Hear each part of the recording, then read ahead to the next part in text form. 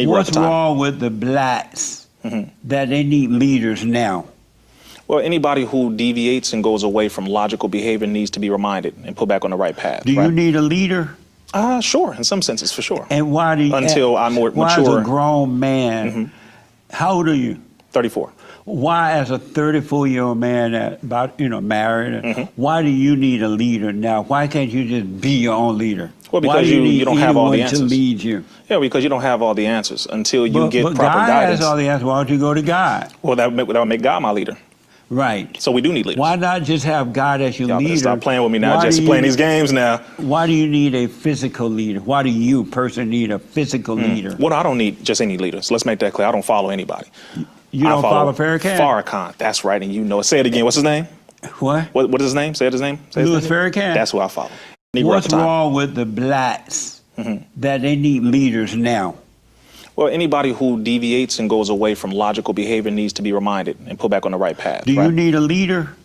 Sure, in some senses, for sure. And why do you? Until I'm more why mature. as a grown man, how old are you?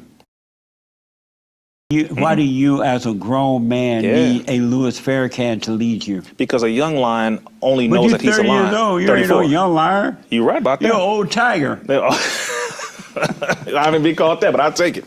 I'll take it, an old tiger. Why do you need a leader? Because people need an example of where it is that they want to go. For example, if I I you want go to to be God for your example. Absolutely. So, for example, let's say right on this physical plane, if you want to become a millionaire or a billionaire, you want to look at those and study those who are millionaires and billionaires. If you want wisdom, you want to study those who have it. You go to the book first. You go to God first. Then you look at the physical representation of those who went to God as well. And you say, okay, it is possible. I can't do that. Why? Because I see the evidence in physical living manifestation. So you do your best to live up to that standard, one that God put there, and then from those who he brought, prophets, leaders, etc. So that's why you need a leader at 30. Farrakhan is my only leader. But yeah, 34. At 34. 34. I know I look 30. I appreciate you. Why voted so you need a leader. That's interesting to me. Well, you're going to say something about Donald Trump. That's your leader. I'm going to ask you that. I'm stunned that you need a leader, but I understand. But you follow Donald Trump. But let me ask, are you voting for the Great White Hope? You will. How about you? Nah. No? Nope. You're not voting for the Great White Hope? I'm not voting for any of them. Do you know who the Great White Hope is? You call him Donald Trump. Right on. But that's your leader? Why do you? No. Not your leader. We are hiring him to work for us to make the country better in a physical way. To manage the affairs of this nation, right? He's our but employer. The leader of America is not the president. God is my leader. That's good. And only God. But the leader of America is not the president. I want you to know that in the good old days when boys were boys and men were men, black men didn't have leaders over there. No one. As a matter of fact, it was our father, our uncle. It was. As a matter of fact, we were told never have a leader over you. Who told us that? Once you become voted, so you need a leader. That's interesting to me. Well, you're going to say something about Donald Trump. As a matter of fact, we were told never have a leader over you. Who told us that? Once you become an adult, I'm talking about us. I don't know what they told you. Well, you're not black, though. I am black. You are black. But black people were taught not to have leaders. But who taught us that? Once you grow a man, you become your own leader. Our parents. Well, no, yes. No, wait. So the last part you said, absolutely. Once you become a man and you demonstrate. 18 years old, not 34. Oh, I'm with you on that. But that's so following. Yeah, so following somebody is absolutely good, especially in a righteous principle and conduct, right? Like you follow Trump. That may not be your leader. I don't follow Trump. You don't? No. Well, you are one of his biggest cheerleaders. I know. Yeah, I love the Great White Hope. Oh, see, now that's different. He's going to make the country better. If you know, as a matter of fact, we were told never have a leader over you. Who told us that? Once you become an adult, I'm talking about that. If you notice, he's like Jesus, right? Oh, that's blasphemous, Jesse. I have proof. You have proof. He's like Jesus. Before you blaspheme me, I have proof. Go ahead, Jesse. They tried to kill him in the last 2 months. You know, Mr. Farrakhan has had over 8 assassination attempts, too. No, I asked about no Farrakhan. I know, I'm talking about Farrakhan. They tried to kill him, Donald Trump. You said they tried to kill him? Yeah. Wow. Did they? I don't. This is news to me. You're telling me this. Oh, you've not heard about that? I'm listening to you. You don't know that 2 assassination attempts were made upon the president, Donald Trump? I know that there are investigations taking place to determine whether or not it was an assassination attempt. Oh, you don't believe it was? I don't know. Amazing. Hey. So you're not voting for him? No. Do you vote? Not presidentially, no. But you. So I'm not voting for Kamala either. I'm not involved in that. Oh, so you don't vote? No, locally is more Oh, effective. you vote only locally? Local is more effective. Okay. So you're not voting for the Great White Hope? Nor Kamala, nope. So don't complain. Oh, no, there's no complaints here. All right. So if you notice, he's like Jesus, right? Ooh, that's blasphemous. Right. Leo Cohen. Yes. Who has been a great. That was a great interview with Leo Cohen. Oh, that's my man. But he's been a great guy to me, right? But I want to address something. You know, Dame Dash, I don't want to say it's picking on him, but Dame Dash has an issue with him, right? I chose not to bring up Dame Dash in the Leo interview because I wanted to keep it positive, right? But it's something you can't avoid. Like, I don't look at Leo as a coach of vultures. Not me personally. Yeah, me personally. He's personally came to me and made me a better artist. Right. He told me it was somebody had a little bit more money, and he said, if you stick with me, I'm gonna give you a career. So I stuck with Leo. Right. And I got a career. I had a career. Leo Cohen. Yes. Who, but Dame famously calls him a coach of vultures. Right. Do you think is that such thing? Can you be that when you off the culture? Right. One thing that I know about Leo Cohen is the fact that in the beginning, don't forget he managed Run DMC. He managed Rush Management. Yeah, but he managed Run DMC first. Wow. Yeah, he Before told Rush us, Management happened. So when Rush Management there, he's there from the beginning. That's the part is kind of get confusing when you hear it. See, Dame had a different experience with him. Because Dame is powerful. Don't forget, Rockefeller didn't really need them except for distribution. So when Def Jam started taking credit, that's when I think it got ugly. But I'm like, to Leo Cohen, he helped me. Yeah. Again, he was the person that showed me what it was. But again, you can't take the hip hop from him. Right. I watched him. Right. I watched him be like, that shit's whack. That's not fly. It's not dope. But Dame famously called.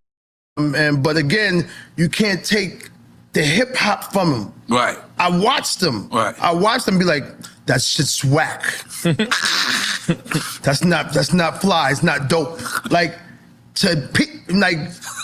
you. How you know this shit? So around Russell, that's why Russell was the man in the back. Leo was the up front. You can't be the up front if you don't know shit. But for him to be like, that shit is horrible. I don't know what that shit is. Get that bullshit out of here. And that's how he was. No hesitation. You know what I'm saying? So we did crossover. Before I had crossover, I had the fourth album done. Right?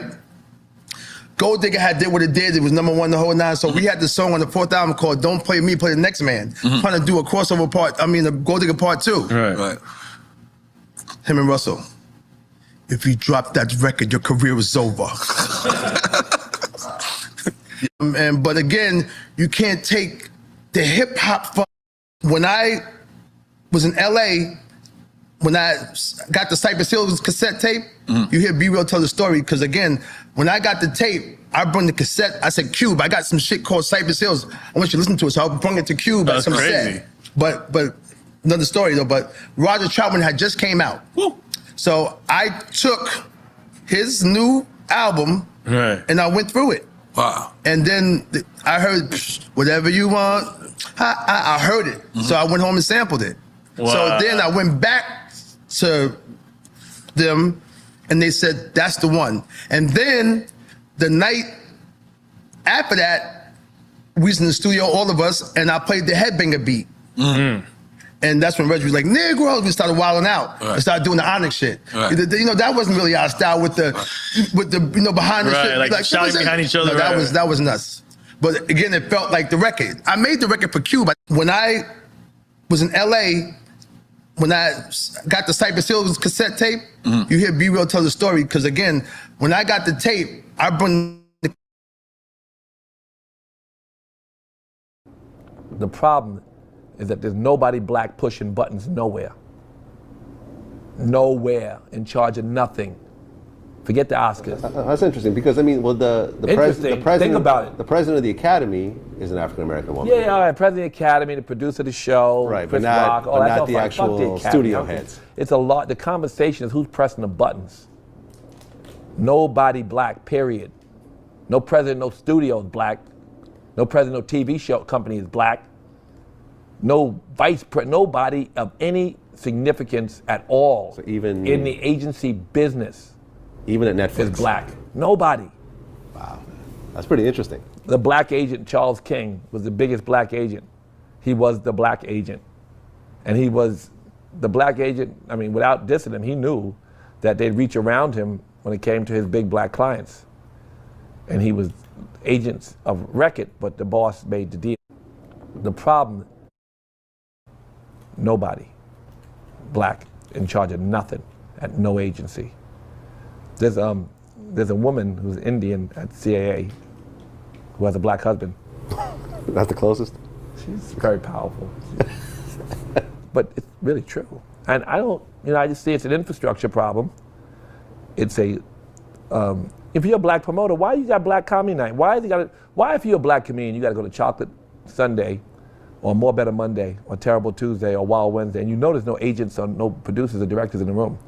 My Wednesday, I make my business to drag agents and writers and producers to the room to see those black comics that they overlooked. And now I gotta make movies with them myself or TV shows with them myself. But it is true that if you're a black comedian, you don't know you're a nigga till you move to Hollywood. And they tell you, I see you on Chocolate Sunday. And you don't even know no black people, but you're from Omaha. And they said, but wait, see you Chocolate Sunday, nigga. Nobody black. Beastie Boys ran around the country all summer or all winter, violating every law that they could possibly violate as far as being a pain in the neck, you know what I'm saying, to the police around the country. So, police, being as the Beastie Boys did that, they cracked down on rap harder. These guys come to our show, they're gonna be just like the Beasties. We gotta crack down. Let's make a new ordinance. Town folk get together, fine. You know what I'm saying?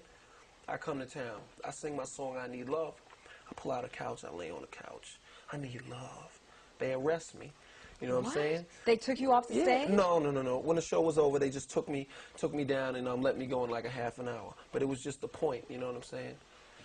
It was just ridiculous, you know. And I'm real mad at the Beastie Boys. I'm real mad at the Beastie Boys because they definitely messed up a lot of things for me because now that's one of the lanes that's like been closed up a little, made tighter for me. It's harder for me to use that lane, which is one of my strong points. But I'm gonna continue to do it. Some say the Beastie Boys ran around the country. Some say the Beastie Boys are making a mockery of I feel they are like yourselves that have. Look, I'm not mad at the Beastie Boys. I respect them. Look, I respect them. They sold albums. They know what to make because they made it. I have no problem with that. More power to you. I wish you much success. But I wish they wouldn't run around the country and make it hard for us. You know what I'm saying? I wish they'd learn how to act. They need some self-control. They all get used on their report card from our group because they acting like little kids. You know what I'm saying? They got to grow up, man, because they're making it hard for us. Does it make you angry that a white rap group is coming in and making it hard for you, or would it make any difference? It wouldn't make no difference. That don't help. You know what I'm saying? But I'm not prejudiced like that. I'm not that type of person. You know, I don't care. Conduct themselves in a decent manner. Everything is fine. I wish them the best. Yeah, but they gotta.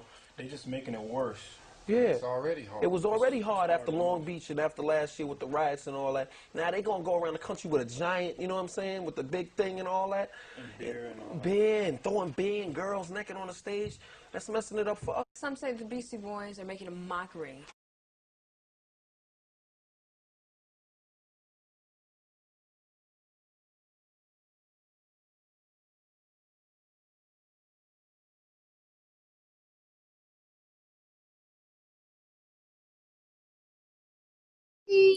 Yo, Unbiased Sports.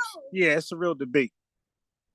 You know, I figure I was trying to give him time to, get situated. We can call in or click the link and he can represent himself when I play the audio. But I really feel a certain way. And I know people. I know people, and I know they're not debaters, and I know they're not, for one, I know them. For two, they're not debaters. And for three, they're talking about stuff they don't know about.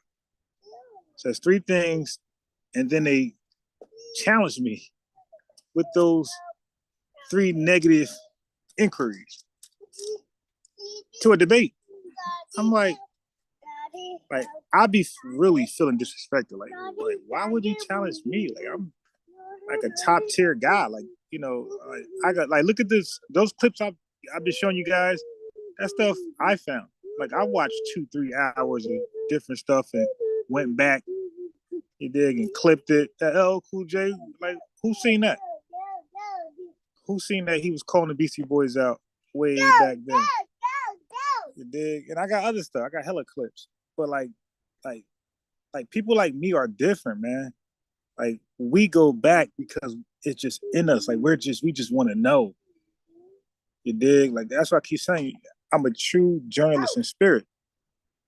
So when somebody want to debate me, like all I gotta do is format and construct all of my research on that particular topic, and I'm going to destroy whoever. Make it compelling, have good rebuttals, know it in and out, and I can't lose. That's why I don't really debate things I really haven't put that much time in. You dig? But people out here, see, here's the thing. I'm Unbiased Sports, and I'm also the Cam Man. But what does Unbiased Sports mean? Unbiased Sports means when I see like an argument, something controversial, I really try to put my feelings aside and look at it for what it is, and whatever side I believe. Now, of course, this is after thorough investigation, right? Research and stuff. Whatever side I believe is correct, the gloves are off, and I roll with that side. It doesn't matter what I thought prior, right? I'm with the information. And sometimes I have a dog in the fight. Sometimes I don't, but I still don't let the research blind me, and that's why I'm so controversial, because I come from the black allergy, you dig? And I had to go against it once research shown that a lot of that stuff, all of it was BS. You dig? I believed a lot of stuff by face value because it sounded good. It went with the narrative. Okay, so the brother that wanted to debate me, he has a narrative. Like he believes, and you'll see. I'm not going to do a spoiler alert, but let me just say he has a narrative. So when we're talking about these things, I'm sharing information with him, and he still it doesn't affect his opinion at all, his judgment at all. Like he's still 100% going forward. I'm like, you didn't even question? Yes, that's good. That's good. Yeah, that's good. So I'm like, you don't even question, I'm showing you solid information, and it's like one ear out the other, and it's like we're going forward. It's kind of like what they was. I don't know why I don't get my mosquitoes thing out the damn thing. These mosquitoes it just won't get cold enough, man. It just won't get cold enough. Hate these things, man. Anyway, so like we're on the phone, and I don't debate on the phone. I don't argue. I mean, I will present my argument, and when I see that my information is when I see your logic or your delusion is a repellent to my information, at that point, I don't want to talk anymore. How's the Yankees, or let's go live. You dig? So he kept talking. So I said, all right, bro, you want to keep talking about this? I'm going to press record so we can bring this to the forefront, and let's get the people's opinion. Yes, that's a flower pot. Yes. Yeah, that's a flower pot. Yeah, that's a flower pot. Were you itchy? Itchy. Let me see. Put your shirt down. Okay, clean your shirt. This down. Where's your shirt? Other shirt. Okay. Go down. Yeah, so the information don't sway him either or. Like there were some talking points that I had with, some of my panelists, LJ, Stu Pease, Mr. Meach, The Watcher, No Man.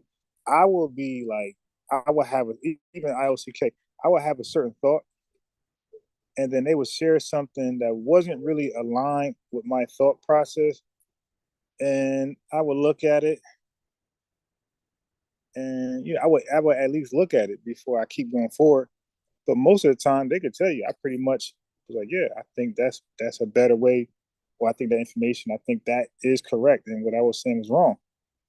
And I incorporate that into my march. You dig? And sometimes the march, you just got to do a 180. You got to just turn around and go the other way or dodge. You know what I mean? But you don't keep going forward regardless of the bullets coming at you. Oh, no. So I feel like that's what he was doing. He's hell bent on the narrative. What is the narrative? Well, his overall narrative, I have an opinion on, but the narrative that we're speaking about is the Dame Dash narrative, right? And people who rock with that. So it's a couple of things coupled in that, okay? So one of the Dame Dash narratives is that culture vultures are in the industry. Now, I'm sure there are some culture vultures in the industry, but I'm not sure if they are who Dame say they are. Because when you peel the onion back on Dame, it looks like he does dirty business. Okay, and I got receipts. I don't talk without receipts. That's another thing. The same brother that's in the title, I'm sending him the clips I'm showing you guys. I'm sending him clips like that. So I'm not just talking. He's just talking. When he calls me, he's just talking. He has no proof, nothing. I got to ask him. And of course, pseudos get mad when you ask him for a receipt or where to go to look at it. And most often, when they tell you where to go, when they give a receipt, it normally doesn't go with them. It goes with me. That's how it usually is. Okay? So the narrative is there's culture vultures, right? I'm sure they are. And I'm sure some of them are. I'm sure they are. I'm sure that they are on the scene and was on the scene. But I'm not sure if they are who Dame said they are. It looks like whoever Dame beefs with is a culture vulture. It's kind of like Tariq Nasheed. Tariq Nasheed, he could be cool with you, but once you have a fallout with him, like just because I have a let's say I'm a lawyer and I did good work. I'm a defense lawyer, I'm a divorce lawyer, I'm whatever. I'm a civil rights lawyer, but I'm cool with Tariq Nasheed. We have a fallout about something totally nothing to do with my profession, right? You know what he'll do? Because we had a fallout, he just can't move on. I have to be a horrible lawyer, right? All of a sudden, a horrible attorney, horrible, and then I got to be suspect. My manhood will be called into question. Like, this is what people do. People just can't have a fallout, and they just move on. They got to play victim, and somebody's the boogeyman, right? That's how it normally happens with some of these guys, with these egos. So anyway, I'm gonna play some clips. So of course, when I was on, okay. So of course, when I was on, hey, don't, no, go play. Okay, so of course, yeah, he's getting. I was playing too. His little stuff I thought was like harmless, right? Come here, daddy, come here. I'm going. I'm thinking that's what you're supposed to do. No. He started making it where that's what I have to do. And he'll like show out once I don't do it. Okay, I gotta. So I had to get out of that real quick. Real quick, I had to get out of that. This started to be a little wacky. All right. But anyway, so when I come across other Dame, that's another thing that kind of like annoys me. So I was letting him know what interviews I'm watching, send him clips of interviews, and he would tell me, I've seen that already, right? He'll say, I've seen that already. I'm like, yeah, but how long ago? Like you say, look. This is a 2 hour, 3 hour, 1 hour long video that you might have watched 10 years ago. Like a lot of these videos, they came out 15 years ago, 12 years ago, 10 years, like double digits. So his response was, I've seen it already.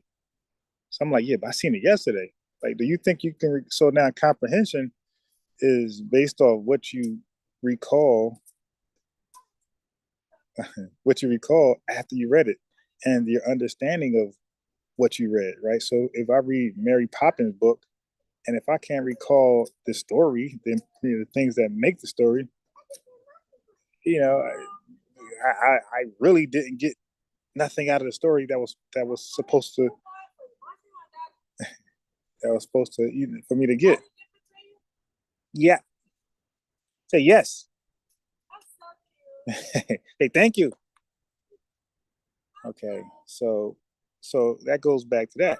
So I'm like, dude, you're saying you watched it already. I don't know what that means. I guess that means you're equal to me as far as say thank you. I guess that means you're equal to me on that. As far as you know what this is about. So I'm like, if you want to go with that, cool. But bro, that's not how that stuff works. You know, thanks to Unc, I'm in Raw Squad and Pseudo Kills. Like I can say we now because I'm part of that. So we try to push,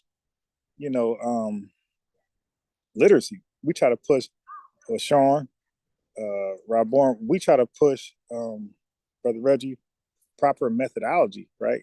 That's what we try to do, like research methodology. Because people say do your own research, and I say that's the wrong thing to do. Do your own research. You should learn how to research. And that's what Sean got many videos with the proper research methodology. You got to research properly. If you don't, the evidence and the stuff that you gather, your conclusion is going to be terrible on your findings. So you got to learn how to research properly. And I warned my boy, I said, there's many books that gives you examples of this type of research. But back to you watched it 15 years ago. So I'm like, I don't know what that means. But if you think you recall it as much as me, who watched it yesterday, like that's a problem. So anyway, so I said, now here's some of the reason why someone want to upload a video and chop it up in parts, as you guys all aware of by now. Okay, go. So all of you guys, okay. So all of you guys are aware of a long, like an hour, an interview. It could be a long interview, an hour long, and then the uploader would chop. Even Sinera does it. They chop it up. They chop it up in parts, because these are key moments in the interview that stands out. So I was saying, brother, sometimes it be 10 of those key moments. Like, so you watch something 10 years ago, 15 years ago, you think you remember, no, go. You think you remember those key moments, like the 10, 15, 20 key moments? Like, all right. So like, I'm trying to slow them down. Like, dude, like, what are you doing? Like, you doing this all backwards. Like, you don't want to go that route. And then, cause I see where it's going. He's going to try to challenge me later.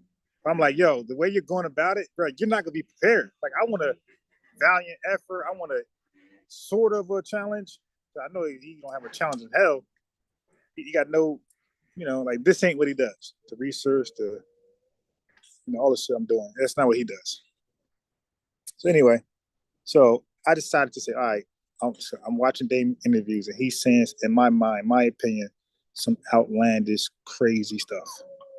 So I would send him a clip, maybe call him, or in the text message say, hey man, do you agree with that? It'd be something crazy. And he, again, the narrative, I mean, it's absolutely crazy. All right. And he really had to twist his wrist just to say, yeah, Dane was wrong on a few things. The other things he wouldn't say Dane was wrong on. So let me give you some examples of these things. All right. So let's hear it from the horse's mouth. First of all, Dane has an issue with publicly. He has a public issue with Steve Stouts. He has a come out. No. So he has an issue with Steve Stout.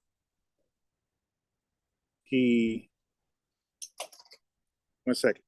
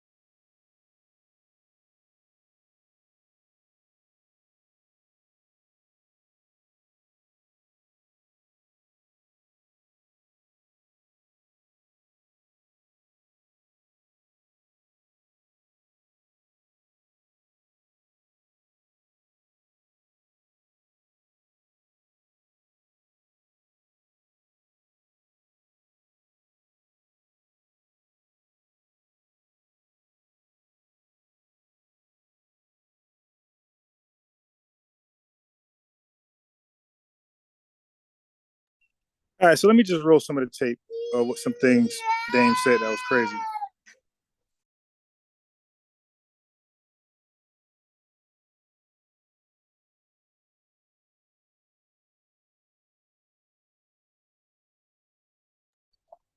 All right, so y'all watch it with me. I'm gonna ask you guys. So he's gonna say things that's gonna sound smart until you actually look at it. Okay, you know how they say fact check? Until we fact check it. Until we fact check it.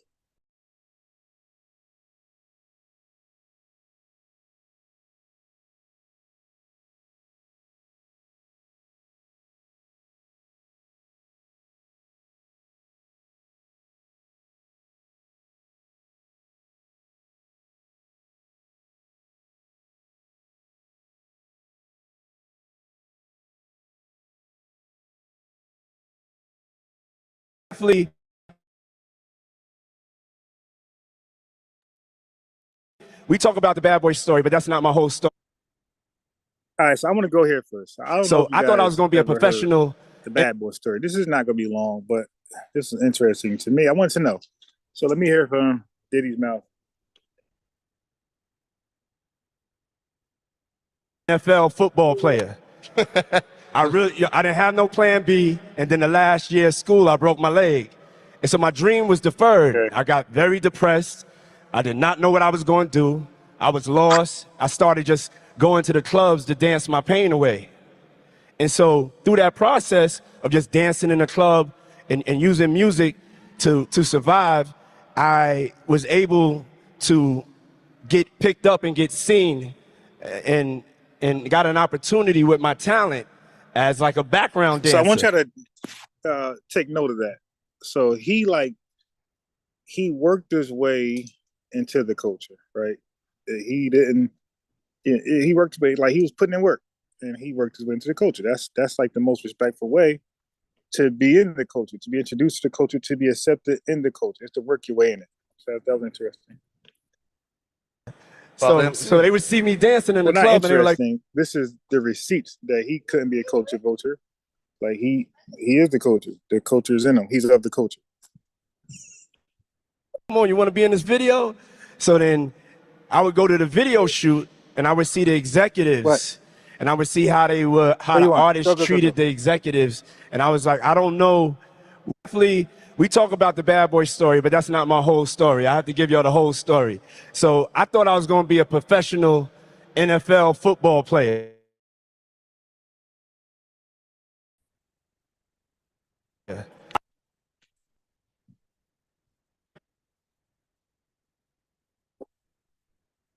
I was like, I don't know what he does, but I know I want to do that. And I was blessed with this talent to be able to hear hits. Now, if you can see this comment at the bottom, be able to create. I want you to look at this comment at the bottom. Okay, so this is a scary Negro. So they put the problem with us blacks is that we talk too damn much. We need to find ways to be more discreet when we're making moves, or else they will shut you down. Like, first of all, this day I got a problem with. You're gonna hear Kanye West say it. You're gonna hear Dame say it. You're gonna hear a lot of black allergists say it. A lot of pseudos use this plural pronoun they, and I don't understand like who the they is, because before you use a pronoun, you have to establish the noun. So who is the they? See, if you just say they, then the they is left to our own imagination who the they is. And if you ask 5 blackologists, right, who is the they, you'll get 5 different answers. 5 crazy, absurd answers, by the way. Imaging, yeah, but that's the scary stuff. Let's talk in secret, like some old slaves, some old, segregation. Like, no, don't talk out loud. The white man going, like, that's where that comes from. Because back in the segregation times, if you talked out loud, especially planning, right? They plan rebellions or they plan success moves, whatever they did out loud, a white person would shut it down.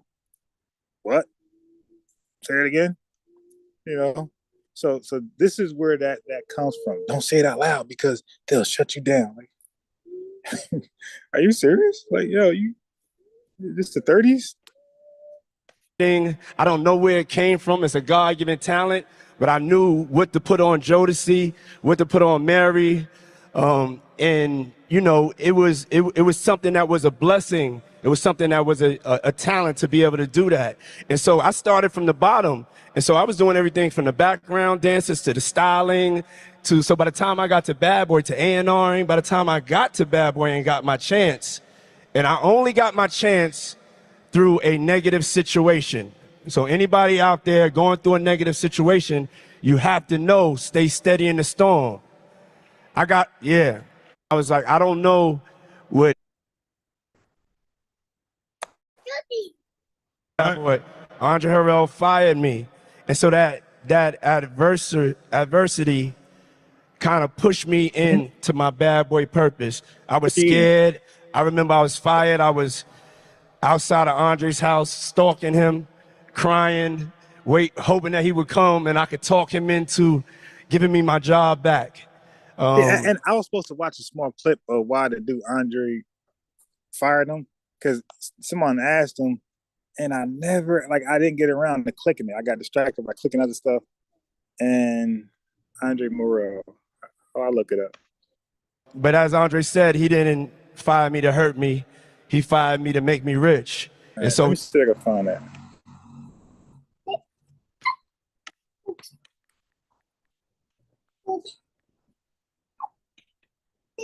I don't even know his name, how to spell it, Andre.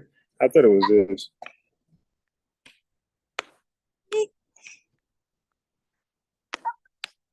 I know you two should spell it for me, Andre. Fired.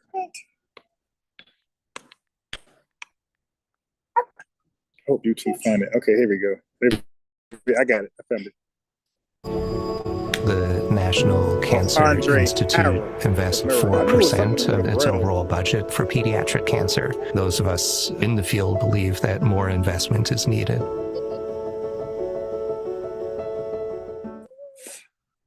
You discovered Mary J. Blige, you discovered Jodeci, you discovered Sean Combs, you made him your A&R man at Uptown. You fired him, which is fascinating because you kept this relationship and you worked with him for many years. When I fired him, it was like I had an artist in the building, right? Because Puff, as an executive, he really is a very artistic guy. He can make videos, he can style. So I started to branch out in the movies and the television. So then Puff wouldn't really listen to anybody but me. So my full-time job became managing Puff. And I was doing other things. So even when I let Puff go, for the whole time he was let go, he was always on payroll. I never stopped paying him until he found his next spot. His artists were always still getting per diem, because I didn't do it to hurt him. Yeah, why? I'm looking at all these execs and these guys. They all look like they got a little sugar, man. Is it just me? And I'm gonna play Kevin Lyles. Like, you guys tell me.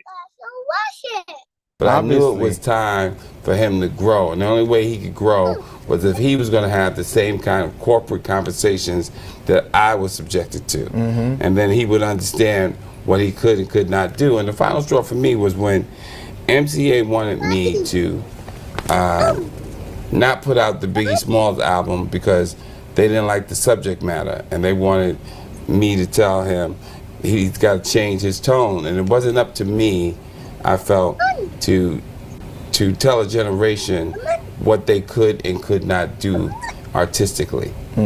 So I knew it wasn't going to work because he was coming from a new space and a new era.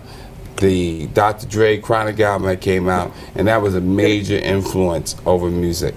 So whereas I had Heavy D, who was more like a happy, female-loving, uplifting kind of celebratory artist, Puff's Heavy D was Biggie Smalls. Yeah. And Biggie Smalls was more like in the streets and telling street stories, and he told them well. And that was a transition in hip-hop. And big in New York. Yeah. For New York. And Biggie Smalls ended up becoming my favorite rapper of all time. But I didn't want to sit there and be the one confining Puff, because the corporation was telling me to do that. I'm not built that way. So I told Puff he needs to go and create his own opportunity. You red hot. I'm really letting you go so you could get rich. Yeah, and he did, and you guys together, you did as well.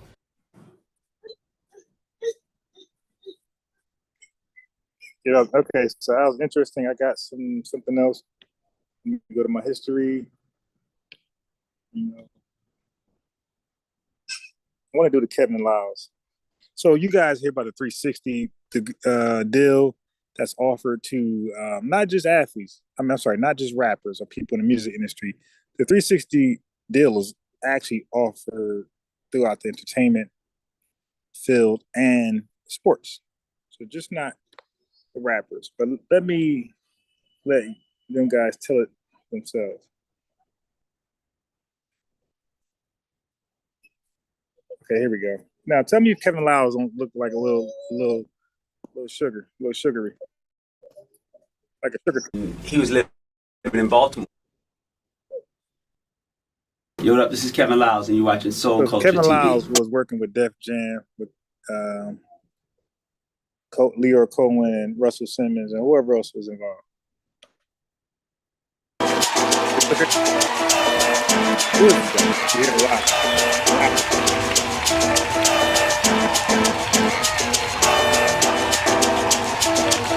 When you talk about things that I probably miss now, I miss the family.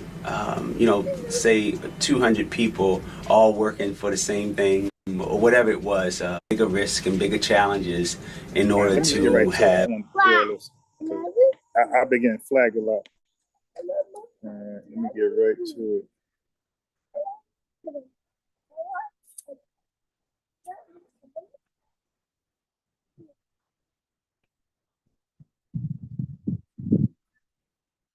He's talking a lot before we get there.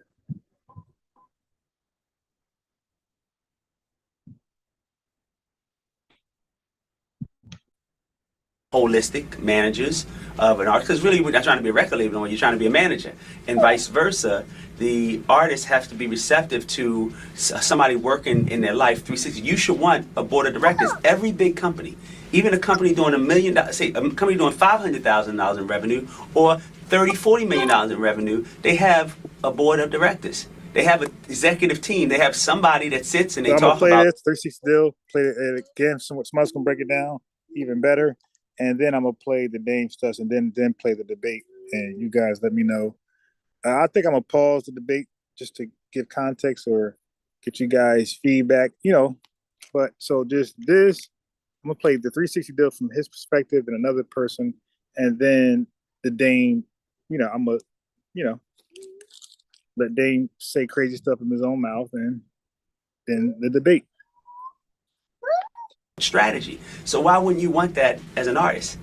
When you have, when you're taking a company public, which is what we do for every artist, we put seed money like a private equity person, and we take it public. So those of us who invested in Microsoft or Apple or.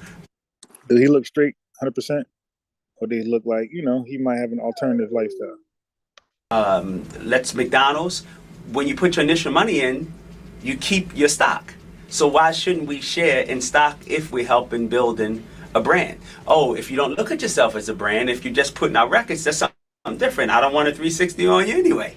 But if you're looking at yourself as a brand and you want to be managed holistically, and I do think artists need record companies, and let's not call them record companies, entertainment executives. And I do think that entertainment executives need to have a more personal, robust, holistic relationship with artists. What that looks like, some people, maybe 360 scares people.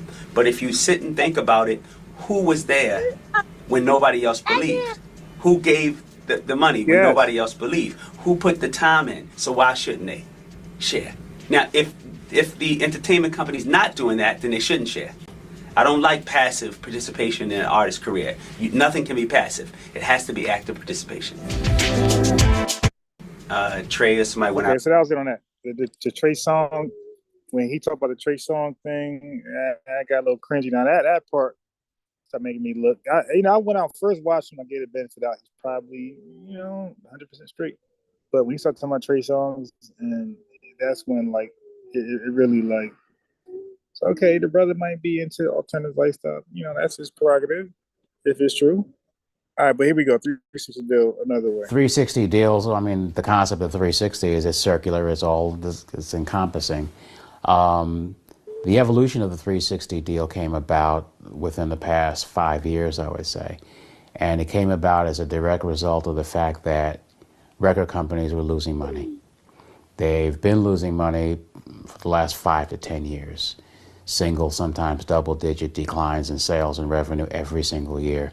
So as a result of that, the record companies, in order to survive, began to look at how can we, one, cut expenses, so a lot of staff layoffs, a lot of consolidation, a lot of mergers, a lot of roster cuts with their artists, slashing of budgets for recording, slashing of promotional and marketing budgets that they would have normally spent on lavish parties or radio promotion. So that's one way to boost the bottom line. You cut expenses. The other way, obviously, is you increase income. They weren't increasing income by the increase of sales because sales of the physical CDs were declining. If anybody's commenting, sales on the internet were. I can't see it, like not from the phone at least. So I'm like monitoring the live through the phone, and I'm trying to respond to comments from the chat, and I don't. Maybe nobody's commenting because I don't see anything. Maybe these people maybe you guys are just listening and just observing. Floating, and they hadn't yet captured the opportunities for monetizing internet sales. So they started looking to the artist. And they were saying to the artists, particularly new artists, that they were investing hundreds of thousands and millions of dollars in developing new careers. And they were saying, you know what, we're spending a lot of money on you. Nobody's ever heard of you or really cared about buying anything from you before we spent this risk capital to make you a star. But we don't want to be limited anymore to just getting revenue from sales of records. So you're going out as a result of our risk, our investment, and you are now having a career that can then bring you great financial rewards from touring, from publishing, from the writing of your material and the ownership of your copyrights. For successful gold and platinum artists, obviously, merchandising is a very lucrative area. Film and television opportunities come, book deals come. So what the record companies kind of did slowly but surely, one by one, and now almost all the majors are doing it, and quite a few of the significant independents are doing it. They're saying, we will invest the money as we always have. We will continue to have the same contractual relationship and economic and financial arrangements that we always had as it relates to the sale of your records. However, now we want a piece of the pie that you're enjoying from our risk capital. And therefore, the record companies are demanding a percentage profit participation of varying percentages. Could be as low as 5%, could be as high as 25%, could be on gross, could be on net. That's all subject to So just listen to the deal without your narratives, your bias, and your agendas. Just listen to how the deal works, all right? Negotiation, but the essence is that they are now sharing as income partners in all the various areas related to the entertainment industry that an artist is now receiving. It's very lopsided because a brand new artist who doesn't have a sales or track record or history of making money and they're not successful yet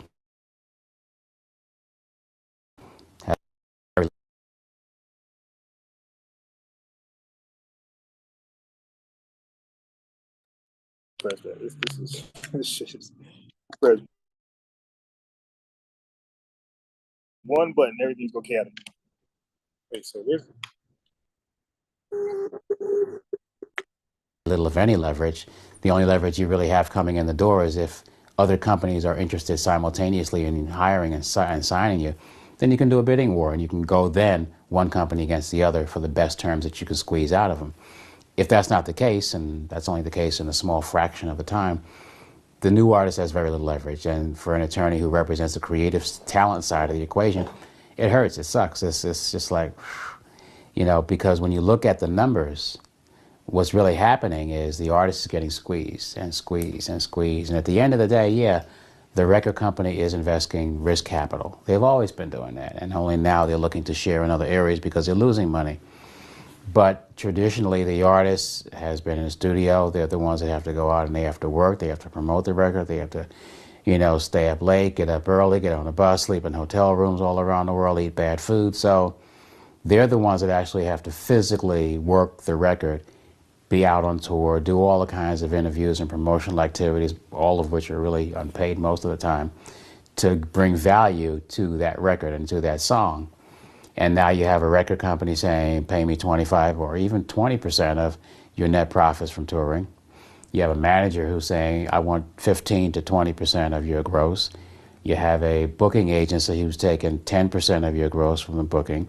You may have a business manager. If you're an established artist, you do have a business manager who is probably getting 3 to 5% of your gross of all the money that comes in.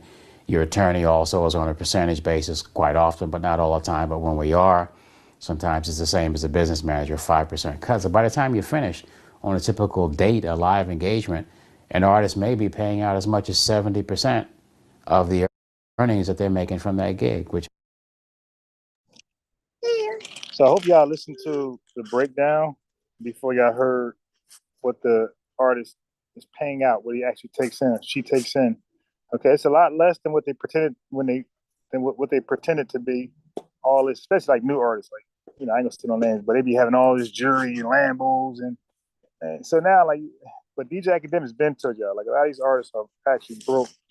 Okay, so don't listen to this man get mad at the deal. He's explaining why the deal is necessary for those who are funding, right? This is the record labels and these guys, they are the banks. They're paying for everything out of their pocket for this guy to pop off. Nobody knows about, for this guy to travel around the world. All these things is coming out the record label pocket. Okay. So they're like, okay, no, we're losing money. So yeah, we need money. We need in on everything. Means they take home 30%, which is not a significant sum of money if, you know, you're not making 50, 60, 70, $100,000 a night. The 360 relationship will last for the time of the deal. So if they're doing a 4, 5, 6 album deal, then the 360 and all the other provisions that are in the contract, because it's just one of many provisions, are going to apply typically for the entire length of the contract. Now, right. So that is not forever, how some of you guys may think. It's just whatever deal you sign. however, as you go from album to album, assuming you're going from album to album because you're successful, that success is going to give you the leverage that you didn't have when you first came in as a new artist. And that leverage that you now have to renegotiate for a improved deal will probably give you a little bit better participation on the 360 side. I doubt very seriously if it will completely eliminate it, because, you know, once the foot is in the door, it doesn't necessarily get completely removed. You only remove one toe at a time. So what will happen is, you know, you go gold, you go platinum. Instead of 15% participation, you may be successful in reducing that to a half or a quarter, and that puts more money in your pocket. You may be able to put certain benchmarks and triggers in so that they only participate when a certain sales level is achieved on the record to show that they're really pushing the record and getting behind it financially to support its promotion. There are a lot of other nuances and things that you can inject into the clause to make it a little bit more palpable, but absent the leverage and the success, you're kind of stuck for the ride. There you go. Like I said, just watch it for what it is and what the contract is. That you be able. So is nobody's forcing this down an artist's throat. Like he said, as an artist, an unknown artist coming to the game, you had no leverage. You know what I mean? Like, yeah, we're doing everything. We're taking all the risks. He called it financial risk. We're taking all the financial risk. You're taking nothing. You're just showing up. Okay. So yeah, this is how it's going to work until you're able to become a business. Like what Lyles was saying.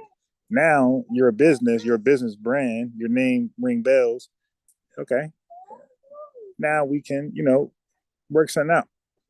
So, okay. So now let me go into some wacky stuff Dame Dash has said, and then you guys I ask, and you guys give your opinions, and then we're going to go into the debate. All right. So anyway, there's 2 debates actually we had. I mean, well, you'll see. He's going to go down many rabbit holes because he don't know what he's doing. And as we're allegedly debating, I'm trying to coach him on how to debate. He's asking questions that doesn't pertain to what we're talking about, and I'm trying to tell him that. I'm trying to let him know, like, hey, man, that's not really or he's trying to give an analogy to what we're debating. I'm saying, bro, that's a false equivalence, and I'm trying to explain what a false equivalence is, and I got to debate, I got to argue to do that. It's what happens when you debate people that don't know what they're doing. They're just winging it, and they're like, I'm gonna say they're Dame Dashing it, and they're not disciplined enough to like listen to how the rules and stuff works. Like, hey, this is what you got to do. If I say that, or if I answer this way, you can't ask a question about something totally irrelevant, or you can't bring a non-equivalent point and act like it's equivalent to what we're talking about here. And so it was kind of frustrating, and like, believe me, like, and this guy don't take no advice. Just like Dame Dash. All right. So anyway, all right, so let's go to Dame Dash. All right, because you guys might be as wacky as Dame Dash. Let's find out. So I did. Oh, I want to do one more thing. I wanted to show. Lear Cohen. Lear Cohen. Let's see. He said something very interesting in this. Okay, I think I know what it is.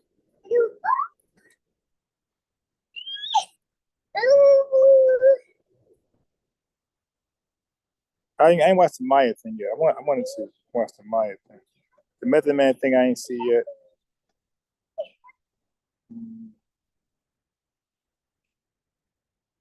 Oh, I think I might have skipped it because it was a short. It wasn't like a regular video. It was a short, so it might be in here somewhere. Oh, right here.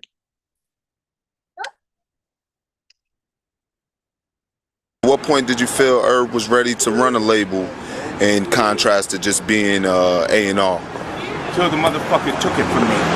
Okay, I would have had him still in fucking A&R for Def Jam had he not said, fuck that.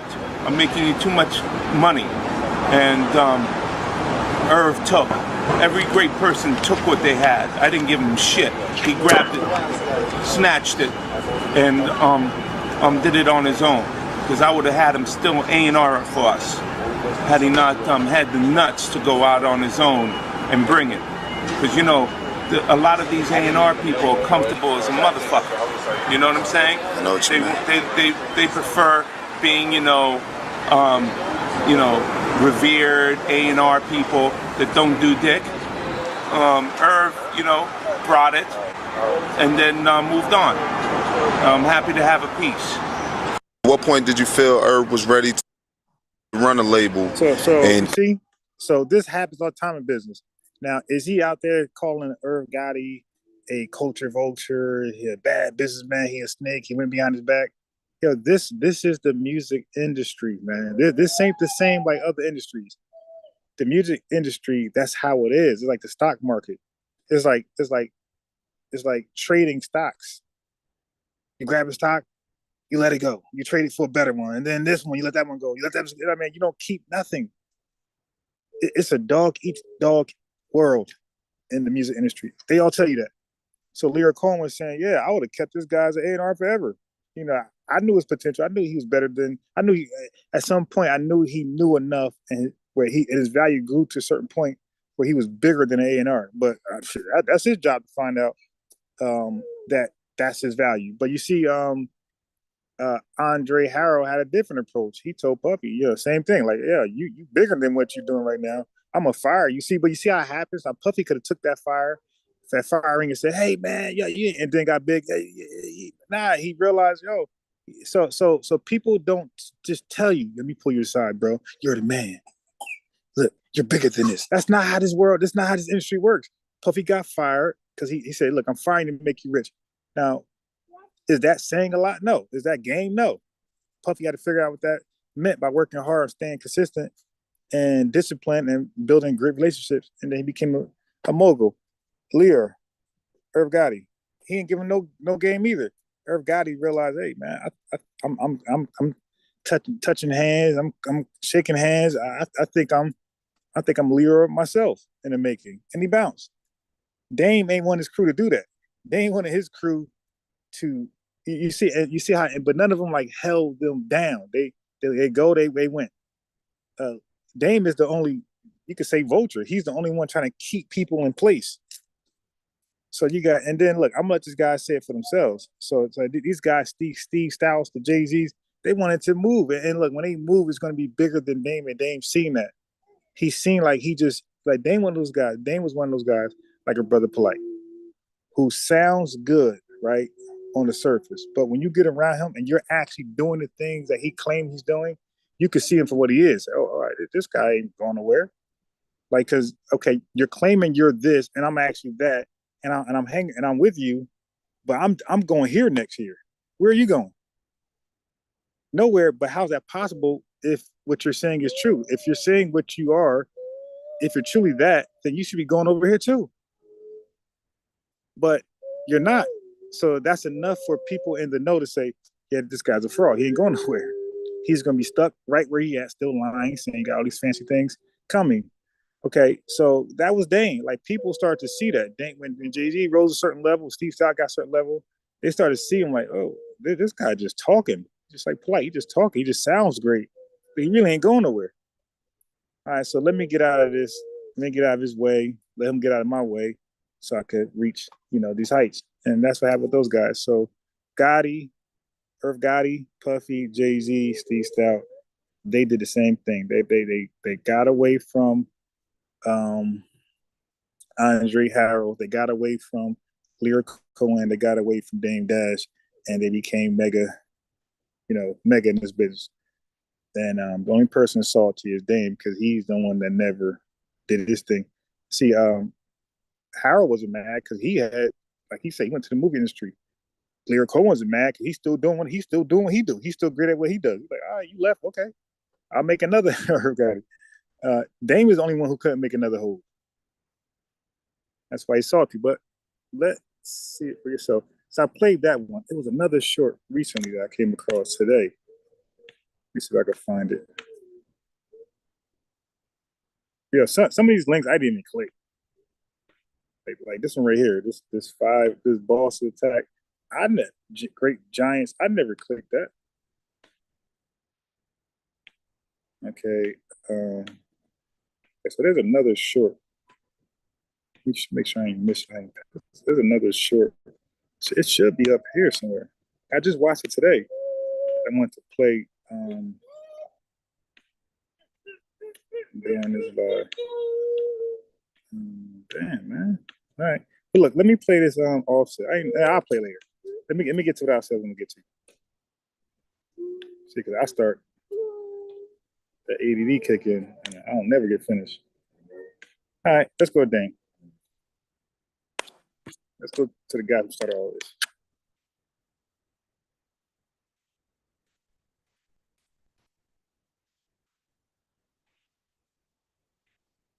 Oh, God. Yeah. Your boy, look, you see the interviews I watch, right? Kate, get out the street. Get over here.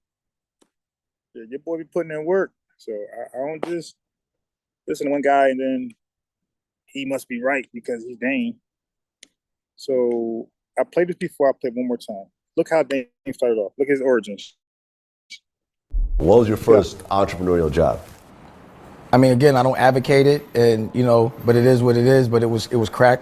I sold crack. He says an advocate. Did you ever get a lot because every interview he does about himself and how he got started, he talks about crack and he glorifies it. He never like downplay it or demonize it. Like, man, this ain't the way to go. He glorifies it. Watch, you'll see. All the way up to like I just clipped his stuff from Math Hoffa. That was 4 months ago. He's still glorifying crack. Level? Did you ever try to make it bigger than what it was? Yeah, but what was your first entrepreneurial job? I mean, again, I don't advocate it, and but it is what it is. But it was right. Crack. I sold. So keep that in mind. Sold crack. That's his first entrepreneur job. So he didn't want to do 9 to 5 like most crack dealers. Like they don't want to go work at Burger King. They don't want to like start from the bottom like everybody else, and then work their way up and be a respectful working person or entrepreneur. He sold crack. Like that's not respectable. But he's saying like he's saying it like it's more respectable than working 9 to 5. Like a 9 to 5 is just the worst thing you can do. But selling crack, yeah, do that over 9 to 5. Did you ever get beyond the street level? Did you ever try to make it bigger than what it was? Yeah, but you know, that's at that point you can't really be talking about it. You know what I'm saying? So having more money than people older than me made it where, you know, it made me kind of arrogant He because keeps saying having more money than people older than you. Who are these people older than you? Because you keep saying you're 16. Like you have no idea what they bring home annually.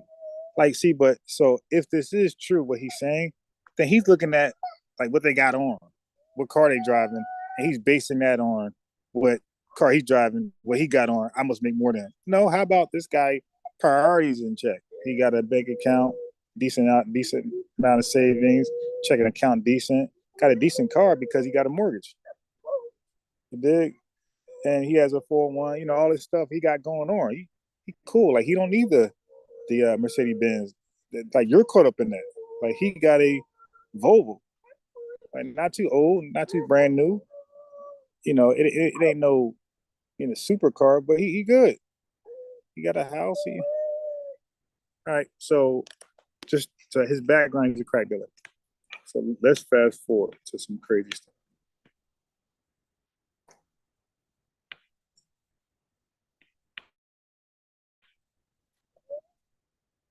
Don't disrespect me and say I do everything everybody else does. And I put up my own money. All these so-called moguls y'all talking about, you name one of them that put their own dough. They know how to leverage. They know how to leverage. So nobody's going to do that. Only a fool will put their own money up. Because, again, if you put up 100% of your money and whatever you're doing flops, you just lost 100% of your money. I will rather lose 20% of my money and 80% of yours. Okay, because I still got 80% left. You got 20% left. Like that's just common sense. That's why people borrow from hard lenders, soft lenders, banks, all type of different institutions. People don't really put their own money up, right? You don't. That's not what you do. But okay. A boss, you're only the boss if you put up your own money. There. So I would try to ask my boy that, the Jerks from Jersey, is that true? Are you only the boss if you put up your own money, right? So you're only the boss if you put your own money up.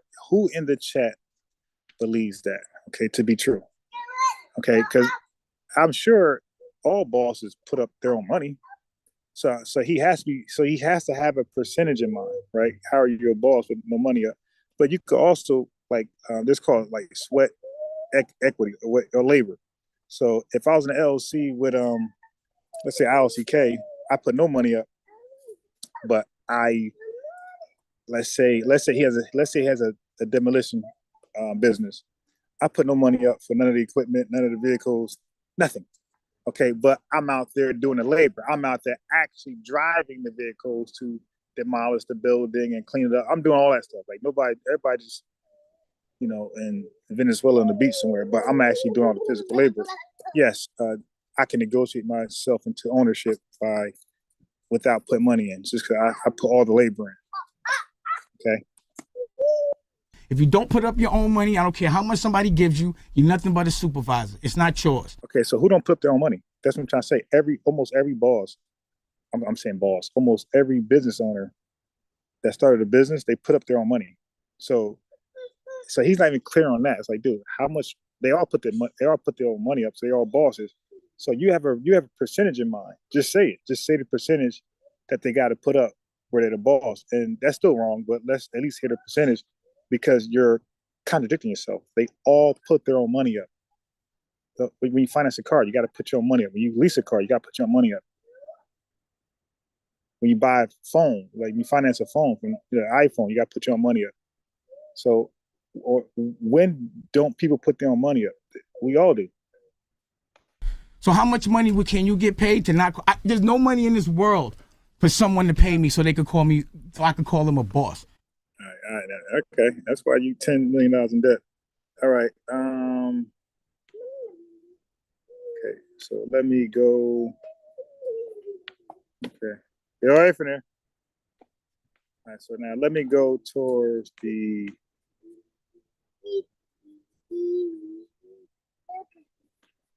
All right, check this out.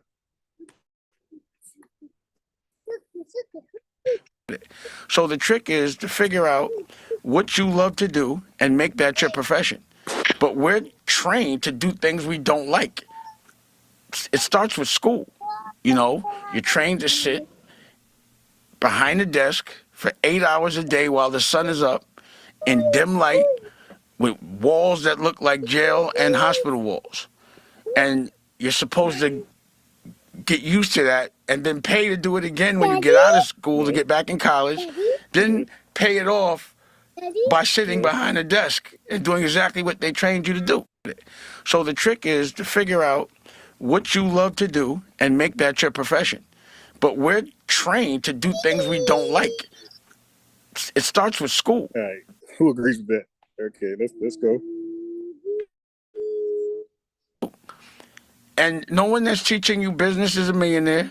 No one that's teaching you about music has a hit record. It doesn't make sense. So I got kids in college that listen, and I say this. My son listens to his professor more than me about business. He goes to school that's teaching you about music has a hit record. It doesn't make sense. So I got kids in college that listen, and I say this. My son listens to his professor more than me about business. He goes to school for business. You see that? His own son know he's full of shit, and because he talks so much, he's gonna end up disclosing why his son does that. Watch. In a whole different interview. I'm like, your professor ever made $1 million? Who pays your professor? So why Dad, maybe he ain't making $1 million, but he also ain't losing $1 million. Dad, you lost all of your money plus the money you don't have. That's why you're negative $10 million. So you lost all your money that brought you to zero. Then you lost other folks' money that got you to point, negative 10. Listen to him before me. All right. Okay. So let's go. Let's go up. Yeah. I put work in. I watched all these videos from beginning to end, all these interviews, and was clipping. Been out here working, man. All right. So let me see. Let me see if there's something. Yeah, over here. Let me see if there's something here. Okay. All right, so let's put some outlandish stuff. What I'm learning is the people that are the faces of these companies that are considered black only own maybe 20%, and the rest might be owned by a white bank. All right, so now we got the white bank stuff, the white bank theory. All right, so hold it. Give me a second. But let me read the comments.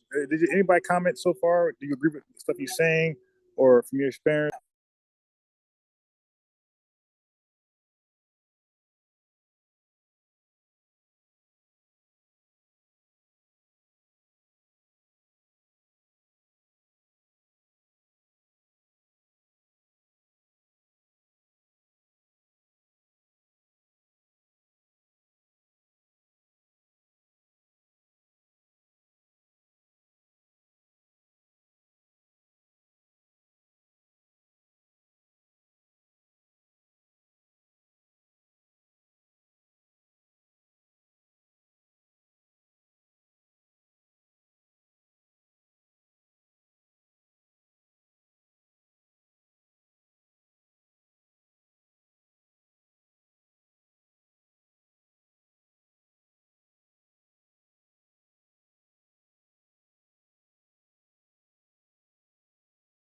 Investors. So do you really fucking own it? You don't.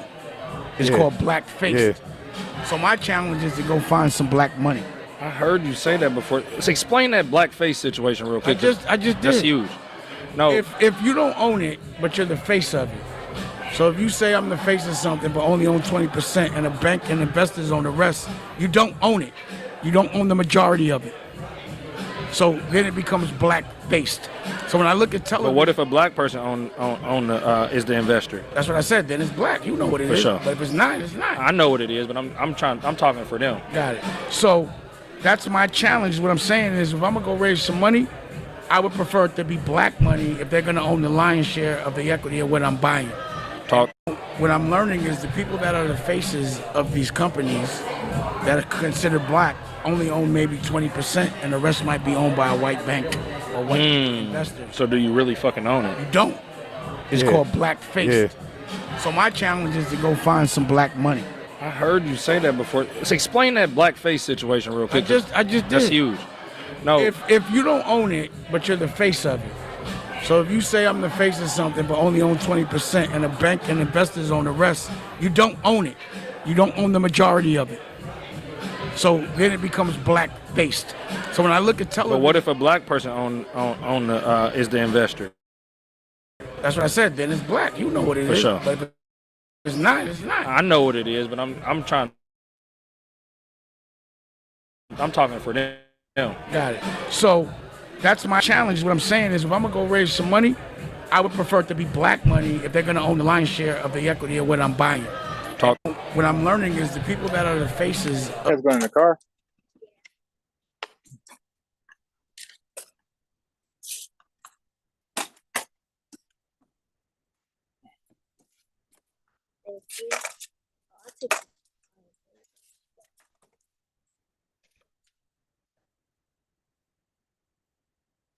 These companies that are considered black only own maybe 20%, and the rest might be owned by a white bank or white investors. So do you really fucking own it? You don't.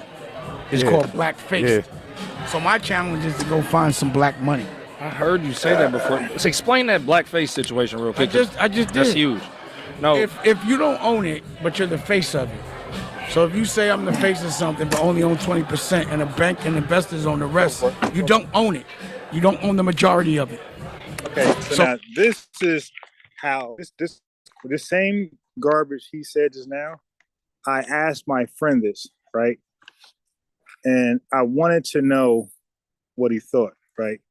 I don't know if I disclosed that Dame said it or not. Maybe I did, but I wanted to ask him that what Dame just said just now to see if he agrees, right? And I think I did say Dame. I think I might have said it without Dame, and then I said, okay, Dame said it, and then he didn't want to answer. He tried to act like, oh, this is one of those answers about preference. Like maybe some will say you're smart, some will say it's not. Okay, so let me make sure my microphone's not muted. Okay, so this is pretty much this video and another video, short clips. That's it. And I'll play the debate. But this is pretty much what started the debate. But the debate been going on, but it's like through text. But this started myself recording it to upload it as a debate. When I got into this, normally when we talk about this stuff, I don't go too hard, too heavy. I just talk casually. But this right here, what made me like talk more in a debate style. That's why I call it a debate. Because I started to record and I start to really like.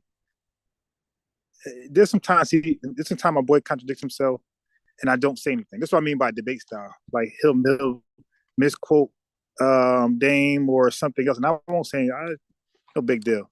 But once he, in my opinion, disingenuously responded to this question I gave him what Dame said, that's when I went to, okay, man, let me record this, and now I'm gonna talk to you like we're debating. All right, so let's break this down.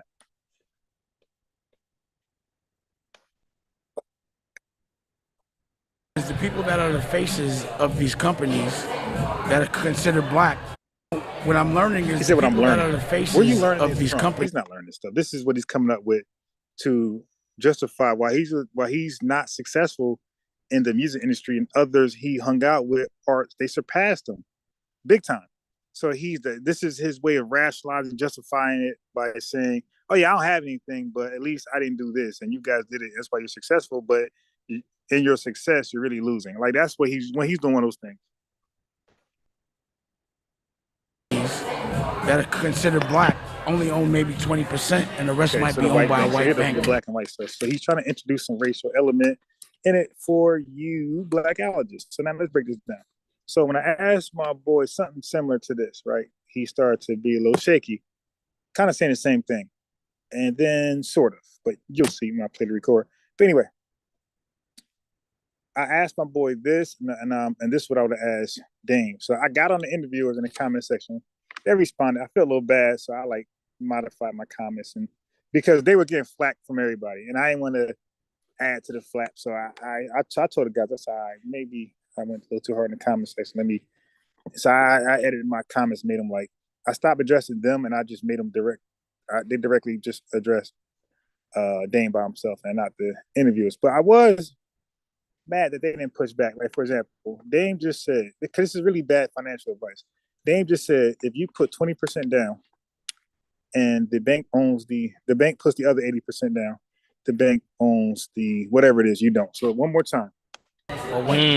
Of these companies, what I'm learning is the people that are the faces of these companies that are considered black only own maybe 20%, and the rest might be owned by a white bank or white. For one, he don't know that to be true. Right?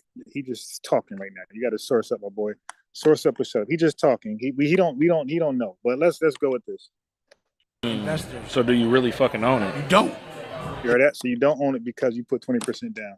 All right. So before he said in the Breakfast Club, remember he said you got to put your money up before you can be a boss. Well, they just put 20% down, and now you're saying they don't own it, so therefore they're not a boss. But do they really own it? Okay. So now I asked my boy this. I said, yo, if I go to buy a house, I get an FHA loan, right? That means I could put 10% down as long as my credit score is like somewhere like in 660, something like that. Okay, now forget an FHA. If I get it, so I could. That means, with that being said, I got to put down 10%. Okay, whatever the house costs. Okay, before it's mine, I own it. Only 10% down. But I said, if my credit score is below like a 660, then I can't get that. And I don't have the 10%. Then I got to get the FHA loan where you put down 3.5. But there's a lot of setbacks to this loan, as you can imagine. If you put down less, you don't really have. So, the risk is bank. So there's a lot of restrictions and stipulations you got to sign off to. But still yours. You own it. Okay, like for one, you can't use it as a real estate investment. You can't sell it without staying there at least 1 year. 30-year mortgage, and it's some insurance you have to have. I forgot what it's called, but you got to have the insurance. And it's the 10%. If you put down 10% with the FHA loan, the insurance goes away like in 10 years, right? But if you put down 3.5, the 10% is as long as the mortgage itself. I'm sorry, it's at 10%. If you put down 3.5%, if your down payment 3.5% to whatever the worth of the house, the cost of the house, your insurance, your home insurance, whatever the insurance is called, is for the whole duration of the mortgage. Okay, then my other boy who does home remodeling say, well, if you refinance, blah, blah, blah, you might get out of that. But anyway, that's just the rules, okay? So I said, now, I'm just gaming him right now. I'm giving information, right? I didn't ask the question yet. So I said, but now, if I'm, well off, I save money, whatever, and I don't need any assistance to buy a house, like no government assistance. Okay, and so now if I want to buy a house, I think this is national. You're only asked to put 20% down. So Dame used 20%. One more time, let's get that back for Dame. What I'm learning is the people that are the faces of these companies that are considered black only own maybe 20%, and the rest might be owned by a white bank or white investors. So do you really fucking own it? You don't. Okay, so there you go. So now you put 20% down where you don't want any government assistance for whatever the price cost of the house. There's 20% down. Okay, so now I asked my boy. I said, if I put 20% down on the house, okay, that means the bank covered the other 80. I said, who owned the house, me or the bank? Okay, and his answer you'll hear on the audio. All right, but so I'm talking to you guys. If I go to buy a house, if you guys are homeowner, if you guys are homeowner in the chat, and if you're a homeowner, do you own your home or do somebody else own your home? And if you do own your home, do you believe if you put 20% down, you are a 20% minority owner and the bank is 80% majority owner of your home? Okay, let me know that. And if same thing with a car, because I also asked my boy about the car, and I went as low as a night financing an iPhone. Okay, so I said again, with the car, I go to finance the car. I get the bank gives me a loan for the car. I asked him, do I own it? Okay. And then I said, if I go get an iPhone, they cost like $2,000, $1,000 up front. I said, I don't have that. They work out a deal where you put down a percentage and you get the phone. So I said with that too. So with the car, with the house, and with the phone, do I own the phone because I put down a little percentage, right? A percentage of the amount, which is less than the amount, way less than half. Do I actually own the phone? Do I own the car? Do I own the house? And if I don't, who's the majority owner of these very things? Okay, so I'm asking you guys, who are the owner of these very things? Let me check the chat. I can't really check it from a phone. It won't show unless you guys not chatting.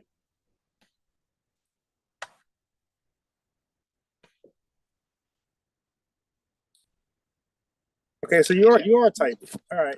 So indigenous, peace, Timmy, ILCK, bullet for speed 101, Earth snatched up X. Yeah. So do you guys believe? I'm sure you guys own an Android phone. I'm not sure if you guys paid it outright, but if you gave a percentage, do you own your phone or do somebody else own your phone? So if you paid a percentage for your home, house, or car, either three or all three, do you believe you're the sole owner, or do you think you split the ownership and you're just a minority owner because you put less than half of a down payment for all three? Okay, so I need to know, are you the sole owner in spite of the small percentage you put down, or are you the minority owner because you put down a small percentage of those, any of those three items? Please, please, please, please, I need somebody to answer that.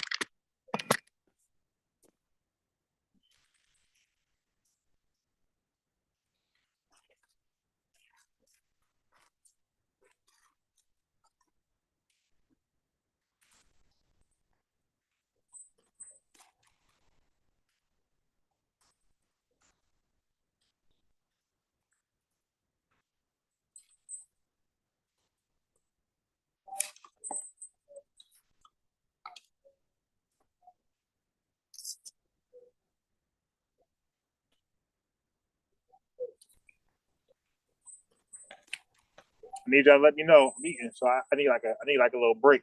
So let me know. Are you the sole owner, or are you a small minority owner of one of those three items? Come on now. I need to know.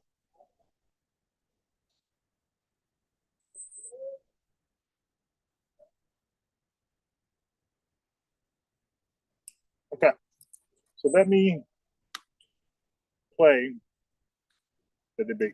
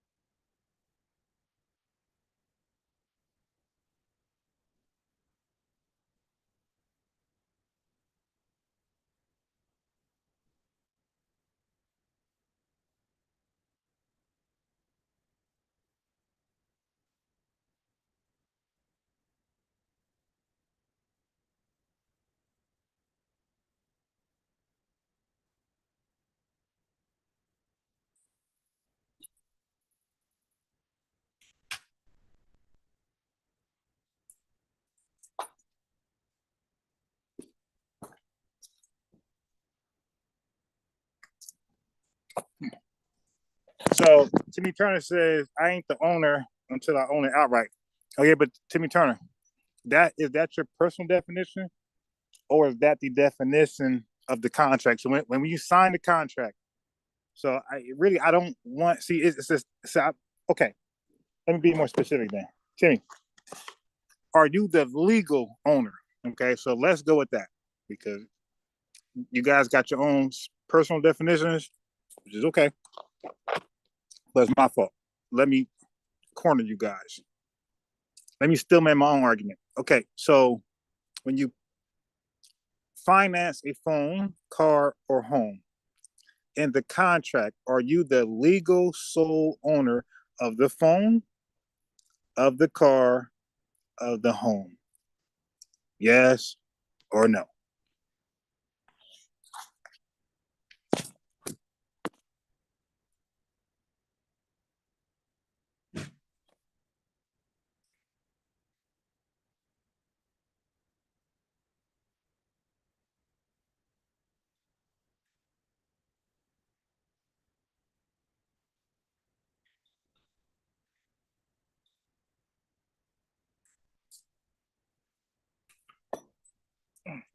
Hello.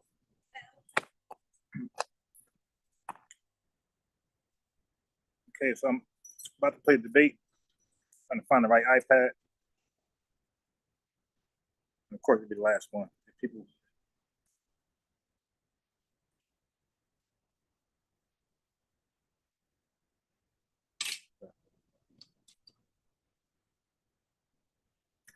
It ain't that one. It'll be the last one. It'll be the last one. I'm sure everyone will be the last one, of course.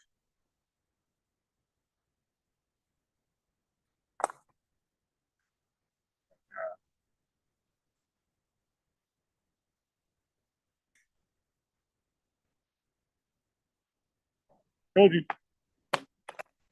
That's my iPad. It'll be the last one. I knew that.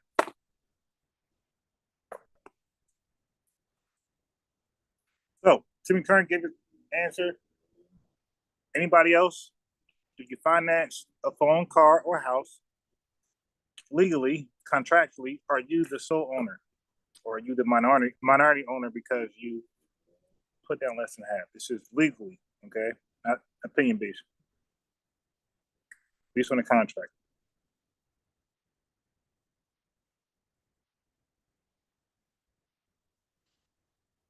You make sure it can be heard. Almost. Okay, I got it. All right. Okay, so Timmy. He said no, they can take it back. Okay, Timmy. That's why I asked you. Well, yes, if you don't, okay. So let me be more specific. Timmy, as long as you meet the terms of the contract, watch this one. As long as you meet the terms of the contract for the phone, finance car, finance home, Timmy, anybody else, are you the sole owner or are you a co-owner? Okay, Timmy, there you go. So, get around that one.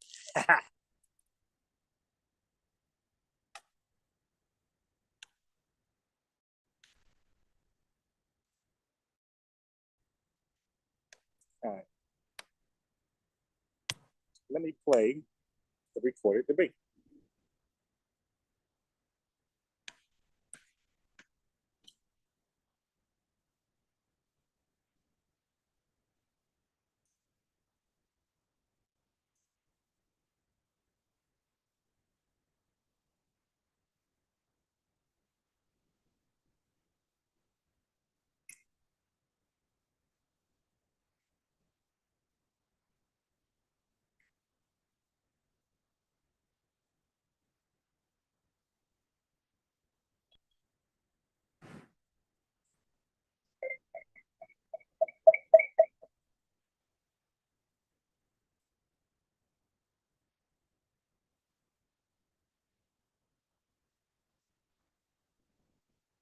Camera off.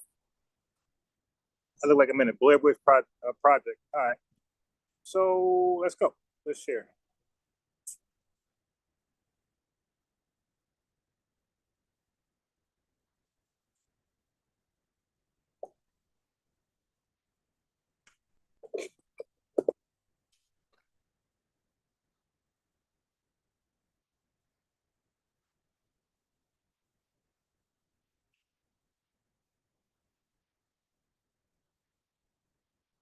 more like you need a profit on. Like it's not really a right or wrong answer. It's like a math equation, almost. All right, hold on. I don't get an echo. Give me 1 second.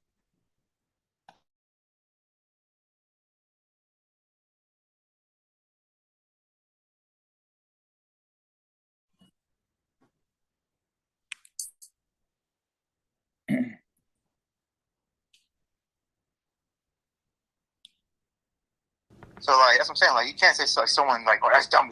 Like, well, not really, because depending on your business, you may need that business now. So like it just depends. It's not a right or wrong answer. Are you done now? Yeah, I'm done. Okay. So let me correct you. You asked me about will I take $2 million for an episode that me and you did straight up front. Yeah. That means our episode, not a Disney episode with a Disney a big brand. Okay, so this is real easy for me.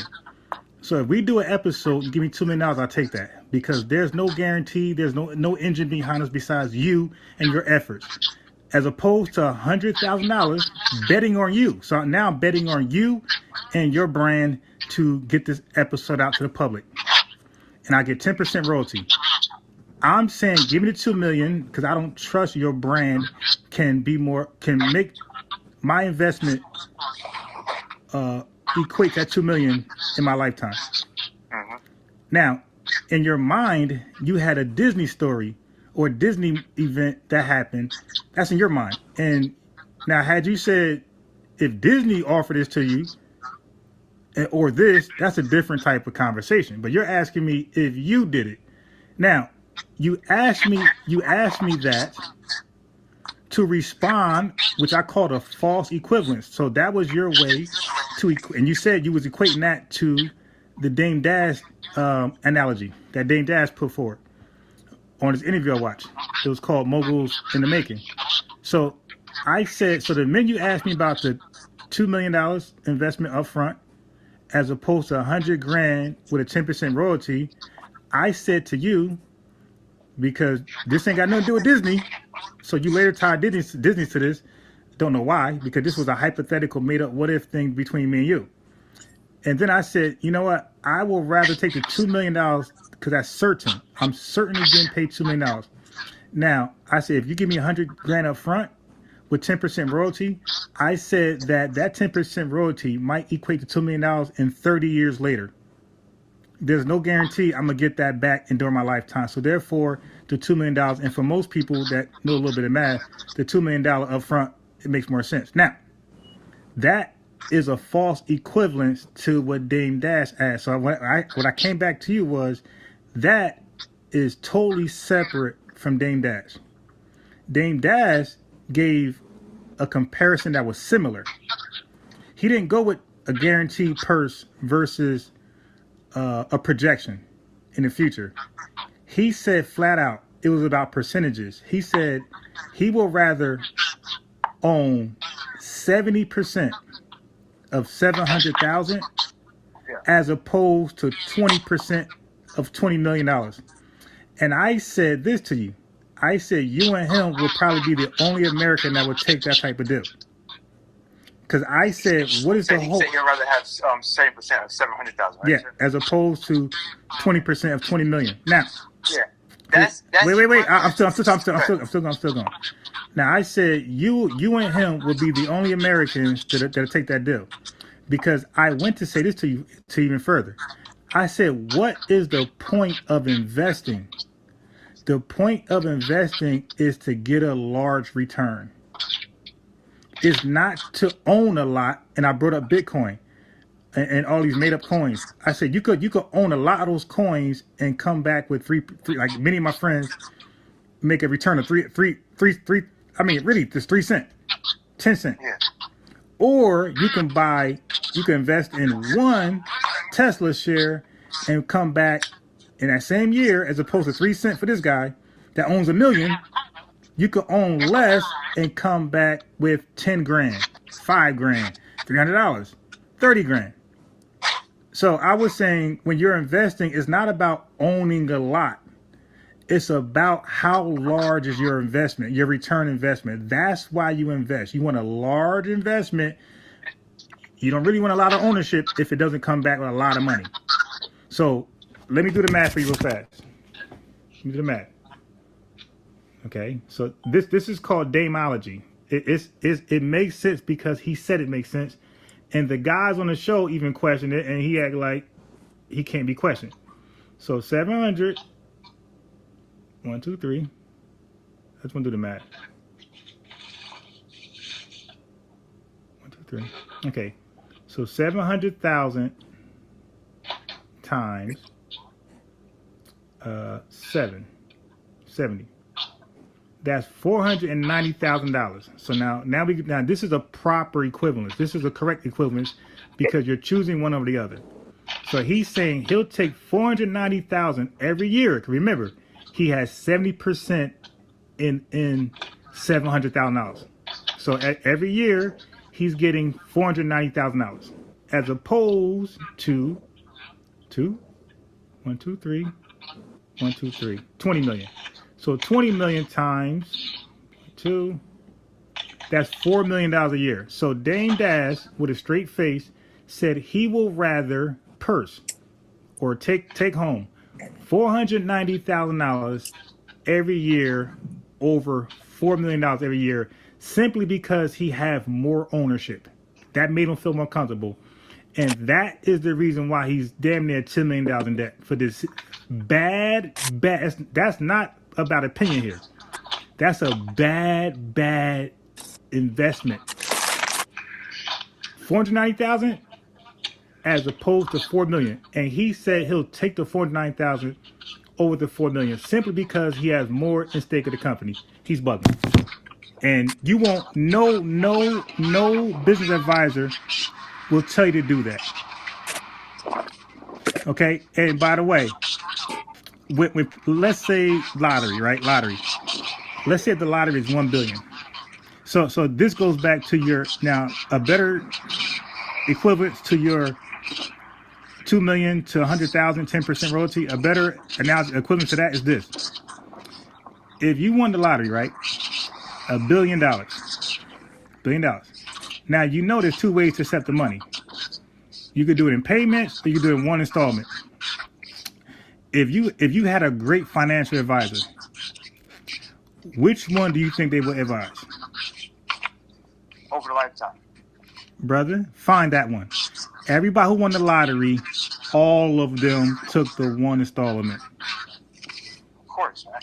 Right, because that's what you do. So that goes back to your 2 million to your 100,000. A business advisor, a business advisor, not the guy. He would do it long term.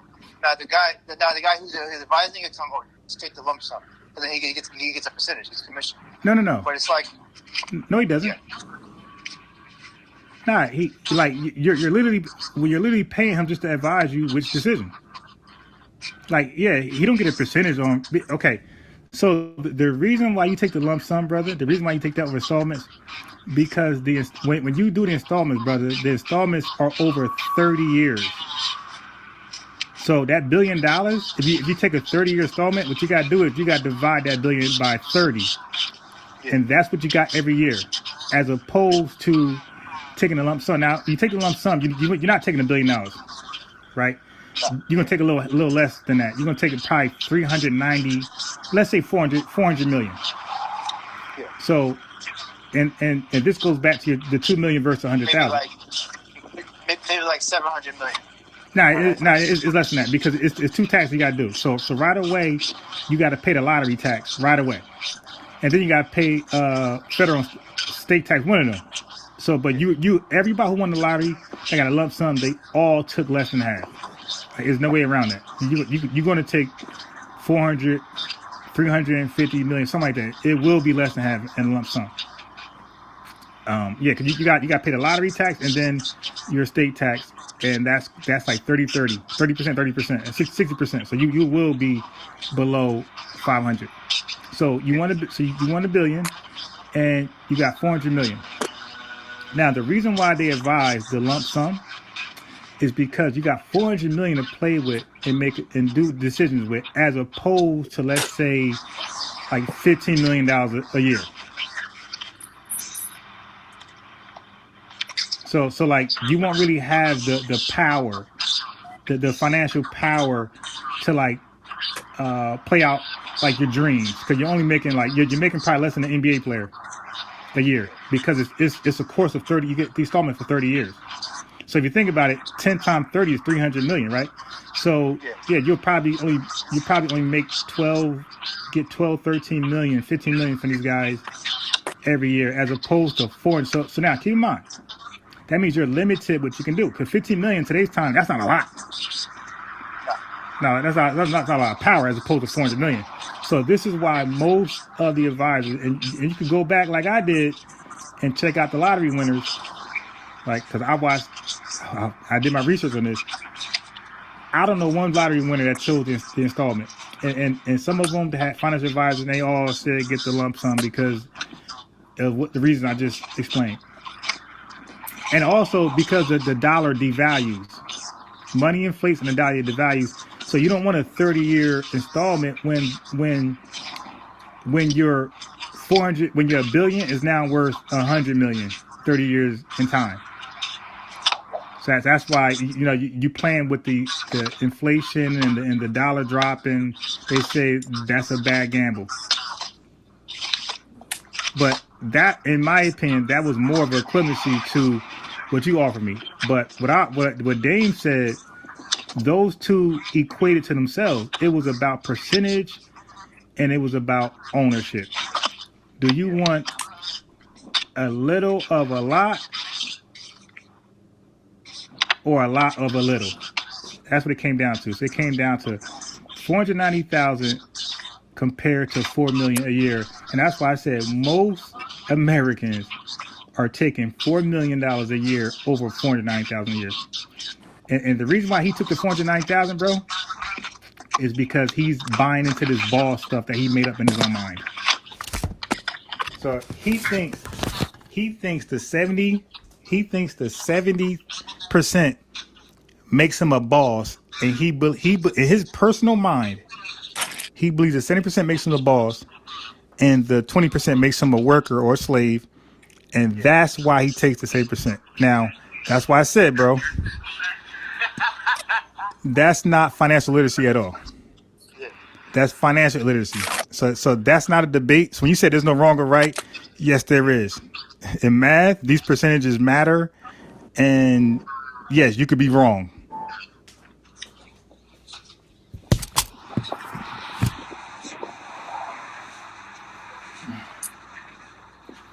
So it had nothing to do with me cutting you off and trying to be right. No, that's your opinion. That's a projection you got on me. I don't know. People like to paint this projection on me where I want to be right, and if I'm right, I'm right. If I'm wrong, I'm wrong. So I don't want to be right from wrong. I want to be right from right. And this ain't about you and me. This is Dame Dash talking, not you. I'm just getting your feedback or your opinion from what Dame Dash said.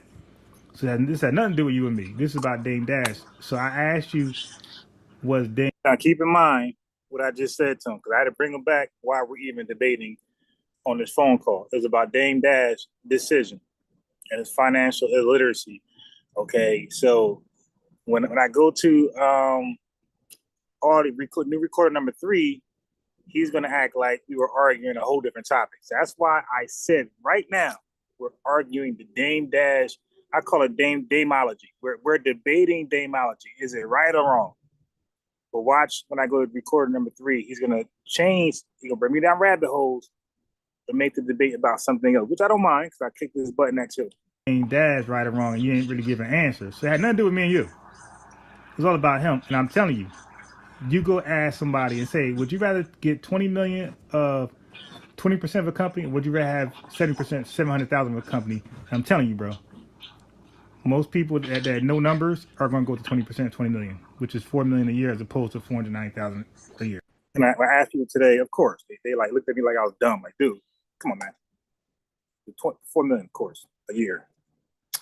So Tim, I'm going to ask him questions about that 20% on the phone, home and car next video, next recording. And so the same questions I drill him on, I'm going to drill you on, okay? Because you kind of said what he said, and I want to see how you both will weather the storm. That's a big lifestyle change between me and you. You're making 400. You can say 500,000. You're making 500,000 a year. I'm making $4 million a year, bro. We're in two different tax brackets, and guess what? We're in two different neighborhoods. I'm living like.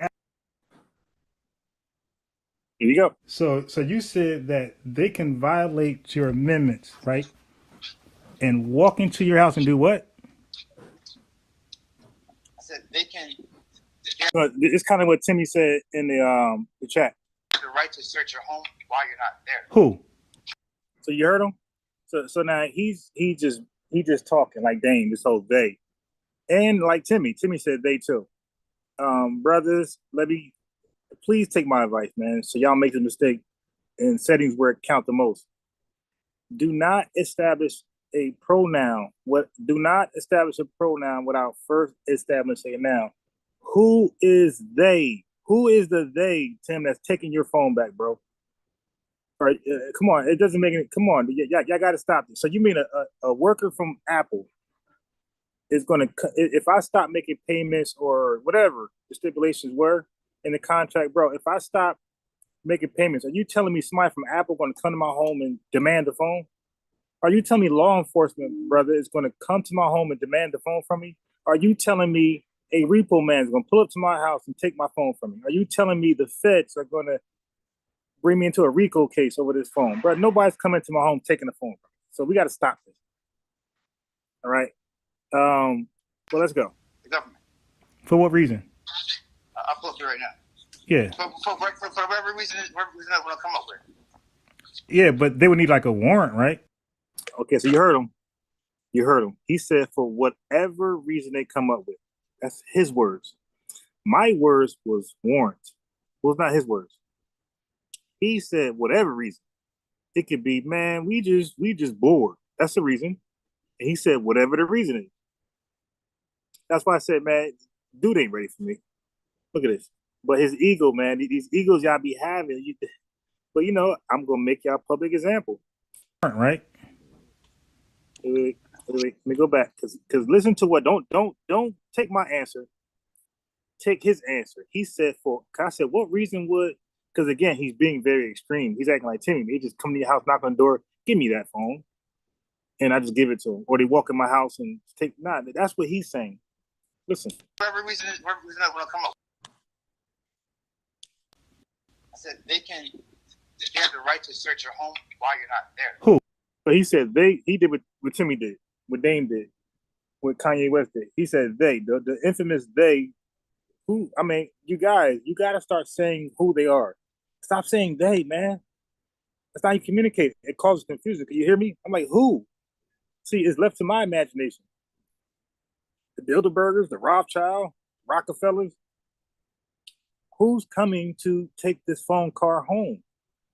Just tell me. Don't say they. Tell me and then say they. So you hear me? I'm like, who? Who? The bank? They have the right to search your home while you're not there. Who? The government. For what reason? I'll pull up here right now. Yeah. For whatever reason I want to come up with. So and that's what a lot of pseudos believe when they enter this government conspiracy. They really think the government could trump up an excuse to come take your stuff and it just flies. You know what? He just too successful. Let's go raid his house. Let's go look at this. Yeah, but they would need like a warrant, right? So you heard what I said? I said, yeah, but they would need a warrant, right? So you know, I'm now you know when I ask questions on the dialogue, it's to set you up. I'm sure right now. Yeah, please do, because that made absolutely no sense just talking like that. The government just could walk in. We have a constitutional right where that cannot happen. So go ahead and look that up for me. Thank you.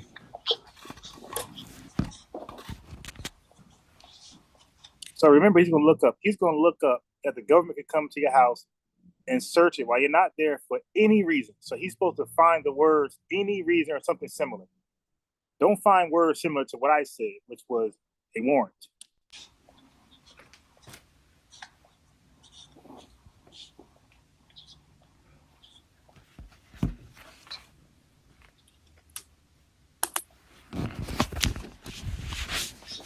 So yeah, this means that the government agents can enter a house, apartment, or office with a search warrant when the occupant is away. Okay, so he said search warrant, and you guys know I'm very good at this, so you know I caught that. All right, so Timmy, just to read you real fast. Timmy, if they somehow lock me out the phone, which did you ever experience that before, Timmy? Because I've never experienced that, and that's the thing. You guys go to the extreme. You guys don't go to the daily thing that happens with phones. You guys go to the extreme. But Timmy, let's say if they do go to that extreme and lock me out the phone, is the phone still mine? That see how you guys' brains think. Like you're too busy trying to find a different way, and I'm just consistent. I'm talking about ownership. The phone is still mine. Okay, now the service, that's something you sound like my boy right here. The service is never yours. You can only rent the service. You can never buy the service. But the phone you can buy. You guys gotta stop mixing apples and oranges to be right and just follow the questions as the subject is ownership. You own it. You said it. You own it. And now you're trying to find a different way out of it. The other ways out of it, I'm not even arguing that. My argument, like this with this guy, my argument is the ownership. That's it. But you're gonna do what he's gonna do. Look what he's gonna do. Because he lost the ownership argument, like you, he's gonna make up some other stuff. Search through his property, take photographs, in some cases seize property and electronic communications, and not tell the owner until later. So he thinks he proved his point by reading that. And this is where reading comprehension really needs to be like questioned. It's like, dude, that's not what you said. You said they could come take it for any reason. You're giving me a reason. Like, I mean, you're giving me the only reasons. Oh, so I was wait. So slow down. So I was right. They need a search warrant, right? Yes, yeah, so you're still on the phone. Exactly, Tim. That's all I'm saying. You still own it. Now you're limited what you can do with it, but you own it. But also, Tim, that's why I said I had to add in the stipulations for meeting the payments. You gotta do all that. And that's why I would for me, it's just really simple. Tim, if you have a car for me, right? You have the title. I don't have the title. You got the title. But you gave me a contract. And in the contract, you say, if I make the following payments, okay, where I'm going to satisfy the full dollar amount that you are willing to sell the car for. So remember, Tim, you're selling me your car for 10 grand. I don't have 10 grand up front. So you're saying, hey, give me 2,000 up front, and you're going to make $500 payments until the car is fully paid off. And when that happens on Unbiased Sports, as long as you make those payments, the car is yours. I cannot take it from you. It's in the contract, and you're saying, and when your payments equal the total, price tag, the deed will be yours. Brother, if you hand that contract to me, and I give you 2 grand, and I make $500 I make that $500 note every month, even without the title, that car mine. I can, because you didn't say I couldn't put rims on there. You didn't say I can't do tint. You didn't say I can't paint the car. Because in most cases, when you finance a car, like you could take the radio out. I've done it every car finance. Take the radio out, put rims on. You could paint it. You can make it a coupe. You can make it. You know what I mean? You could do it. Tint, change the lights. That's all you. You could get in a car accident, don't report it to insurance, car insurance, you dig, and ride around with a dent. It's like, and what I mean also about ownership, when you say co-ownership, Tim, I was going to ask you, well, aren't you the minority owner? So how are you able to make these changes without the majority owner approving it? See, I'm gonna go right to like real business. because when you have other owners and you're the minority owner, you can't get nothing done. That's why Dame Dash can't do nothing with his third of Rockefeller. I mean, Reasonable Doubt. Like whatever he want to do with it, he needs the other two to vote yes. So it's a majority vote. So that means like he can't do anything with it. But with a car, with a house, with a phone, you can alter that phone, house, and car as you please. There's no other owner to say you can't do that. Now there are city ordinances, and you'll see he's gonna bring it up. But I'm on top of all that, man. Yeah, but I'm saying that they can make up any reasons to. No. Okay, Okay. So now, check it out. You just read something, which you said what I said, because you first said, I was recording. You first said it could go in your house for any reason, and then I said, wait a minute. I said you have a constitutional right where that cannot happen. I know the constitutional rights where that cannot happen because Britain, that was happening over there, and then recommended business, you can't do that over here. Okay, so that was added in in the 10 constitutional rights, right? Where that cannot happen in America. And then I told you didn't tell me. But when I said the 10 constitutional rights, I was trying to come up with the term Bill of Rights. I got a brain for it because I was trying to stay focused. I said they could go in your house only if they had a warrant. Then you said you didn't say yes or no. You said I'm gonna look it up. Then you came back and. But he first said they could go in your house for any reason. So he was wrong because he came back and read the only reason they could go in your house, which I said need a warrant. Just repeated exactly what I said, that they could only come in your house with a court warrant. Now, so you read that. So you read that in black and white. Then you say here and say they can make up a reason. Brother, can you read that? So in that source you pulled up. So see, and that's when comprehension comes into play. He read something. That's why teachers say put it in your own words. They want to see how your comprehension works. So he read something that was very specific and it gave the only reasons why they can run in your house while you're not there and seize stuff, right? And they don't, just because you have a warrant doesn't mean you always seize something. Okay. But we were talking about why the reasons they need to come in your home. So then he read the reasons, right? Then he came back and put in his own words and interpret that as they make up a reason. What? But again, when somebody's mind made up, they got this narrative, this agenda, this conspiracy theory. No evidence, no facts you can bring to them is going to take them off course. Can you read? They're on a suicide. They are adamant to walk off that plank into the deep sea. Make up a reason to get a warrant. Can you get that for me? Well, they can give you a bunch of trumped up charges just to get you. Wait. Why would you have a bunch of trumped up? Wait, hold up. So now we go to charges now. You see how I'm squeezing this lemon dry? So first it was any reason. They just could make up a reason. Hey man, it's snowing. And because it's snowing, we're gonna search your home because every time it snows, somebody in Black America got something in their house that's illegal. We need to come search it. So now he's talking about charges. He's talking about they could trump up charges. Really? So I'm home. He's home. You all home. You guys really think that's how it works? Like the government just say, you know what, Timmy, we're gonna bring you on charges out of thin air. You robbed the Bank of America.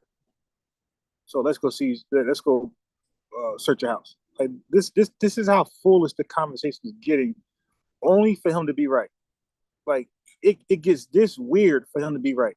So I'm like really offended. I do like have some more respect for the conversation, have more respect for me, and I'm recording this, and you still are acting a fool. Right. It's the same. I'm not losing my thought because you can't control yourself. All right, so it's the same way when you get. So and then the ad hominem, he not losing his train of thought because I can't control myself. Okay. Now you guys heard me when I couldn't control myself. This is not the case at all. But that's what happens when you get your butt kicked. This nigga pseudo as hell. Right? You can say when you get put over for a traffic stop, and it gives like 10 some tickets. This so the one that's heavy can stick because they're just the other ones. Like so now he's in another rabbit hole. right? He's talking about a traffic stop. Okay, so look where we went to. Now we're at a traffic stop. So we're away from the government making up a reason to search your home. Now we're at a traffic stop and the officer is giving you traffic tickets. It's the same way. So like, they can, It's the if same they way. can, if they can issue a warrant, right, without your notice, like, Who? Wait. Who is they again? Who is they? You keep saying they, and see, but in my mind, I know who can only do this, so I got the right answer. But I don't want to presuppose he got the right answer, so I want to ask him like, who is this they? But look at the extreme he's going to. Wait. So the government is one person. So you see what I'm saying? The government, and then the government. That's not saying nothing, man. It's 5 branches. There's so many workers. You got people who do, like, you got city workers. You got people at DMV. Like, what are we doing here? And you have to make him be specific because he wants to be slippery. He wants to be slippery like a fish out of water. So he's being very vague, and he wants me to presuppose an answer for him. So when I hold him, because I know that it has to be the police force. You dig? Because the feds don't offer tickets. They don't give you tickets. They don't involve themselves in day-to-day action from American citizens. What they'll do is call the police. So if a Fed see you running red stop sign like 5 in a row, he'll probably write your place. He'll probably write your place down. But he ain't gonna pull behind you and pull you over. You dig? And he'll call the proper people to do that. Like their job is not to involve themselves in daily day-to-day affairs of American citizens.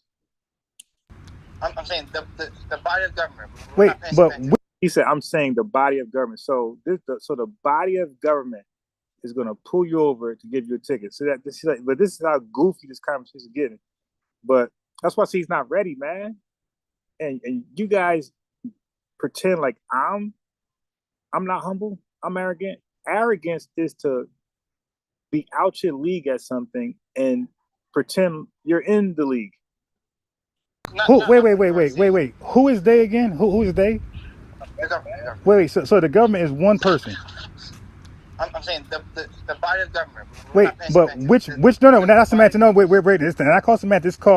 So I want to know specifically who in government is doing this, and he calls that semantics. And when people say you're using semantics, when people do that, they're normally using that term incorrectly in context, like he just did. That's not plain semantics. That's it's called get you to clarify. Because you're vague. I don't know who in government. Government is so many people.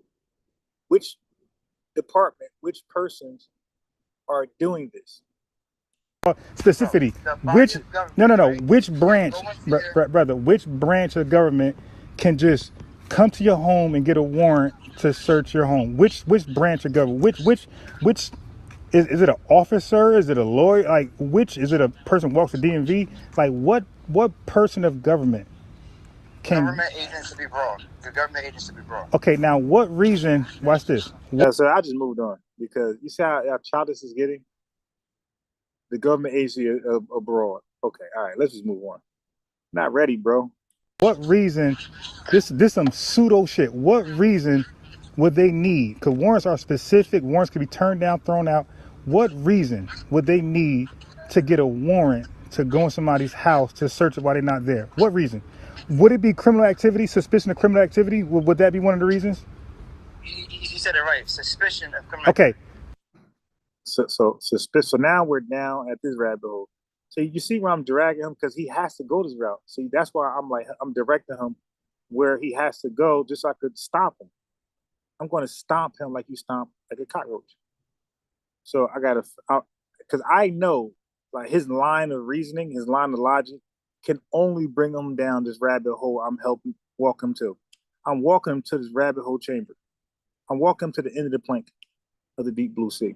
That's what I'm doing. Because I'm bro, so government can write you a ticket. Now I know only police officers can do that. So that's why I said, hey man, which government? Because he has to say that. I want him to say it though. I don't want to put it in his own words. You know, teachers say put it in your own words. I want him to put it in his own words so he could bury himself. You know, pseudos died at the source. Pseudos died at false claims too. So now let's back up. Now look, check this out. because I'm definitely going to upload this, because we were talking about loans. But now you see, because he somehow he start acting like I'm gonna edit. I'm playing the audio, so I didn't want to upload it, like make a video. You know, you got to upload. You got to make a video to get it on YouTube. So he kept acting like, "Oh, you're gonna edit it. You're gonna edit. You're gonna edit it." So I'm like, you know what? There's a way I can actually put the recording raw, unedited, on while I'm live, while he can check for himself. This is the actual recording. There's no. This is it. This is the quarter. You see, like, tell me when the little sound waves are broken up where it looks. We were talking about ownership of homes and ownership period, and we're talking about really financing your way to ownership. We're talking about that, right? So then I called it ownership, and you said, well, should that be the right word to call it? You said, why it should be called possession. First of all, you asked me a question, and I never got to answer. So you just ask questions for no reason. But he kept doing that too. He kept saying, let me ask you a question. He'll ask the question, you know, most pseudos, and he'll just keep talking. So now while he's asking the question, I think it's easy, so I can't wait till he stops. I can address it. Then he keep going. So I'm like, yeah, you gonna let me answer? And then don't let me say, hey, can I answer? He throws a temper tantrum. Oh, what you mean? You won't let me talk? I'm like, bro, what you mean let you talk? You won't let me answer the question. All right. Anyway, so then you give your opinion. You said it shouldn't be called ownership. It should be called possession. Well, brother, when you own something, it's in your possession, for one. All right, and for two, you said they can take it. Did you? Only something you own something that's in your possession. Yeah. Well, if you own something, it's in your possession. Yeah, but but yeah, but it doesn't mean so. I'm saying they should change the terminology because ownership does trick people who haven't owned anything in their life, right? They trick people to see ownership. So that's what I'm saying. No. So see, he makes it, you got to say it tricked me, like him. It tricked him, not people. What you mean? Like a lot of terminology, like a lot of court terms trick people, legalese, persons that can trick somebody if you're not using it in its proper context, which is, you know, like legalese. Yeah, when you're not using the words in the field that they are defined in, yes, you can be misled, but it's your fault. Yeah, you said that. You said that. Now I'm going to. Now, it's your terminology to possession because possession is more clear. It's just more clear of what you're actually owning. You know, all right, Dr. Umar, you're just repeating yourself. So and this is what he does too. So he already said this earlier. So now he's saying it again just so we can't finish what we're talking about because, you know, he's done. He's talking about the government can run into your house for any reason. And then he said, oh, they're going to trump up charges. So now any reason came to a specific reason, and it was charges. Like they're going to charge you with a crime. Khalid, you already said this, though. Khalid, you already said this. I'm responding to you. No. But brother, you said you. And then he's saying, I can't control myself when he's repeating himself, and he was long-winded the first time. He's gonna be long-winded as you see the second time. You already said this. I'm responding to you, and you're repeating yourself again. I'm gonna go back to work, okay? Because you're not be finished my point. Well, I got on record us. It's all good. Right, that's cool. All right, I'll upload a little later.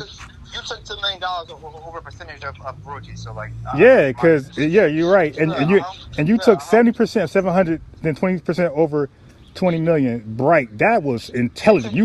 You are financial literate. Took $2 million over a percentage of something like that. That doesn't make sense. But what was the something?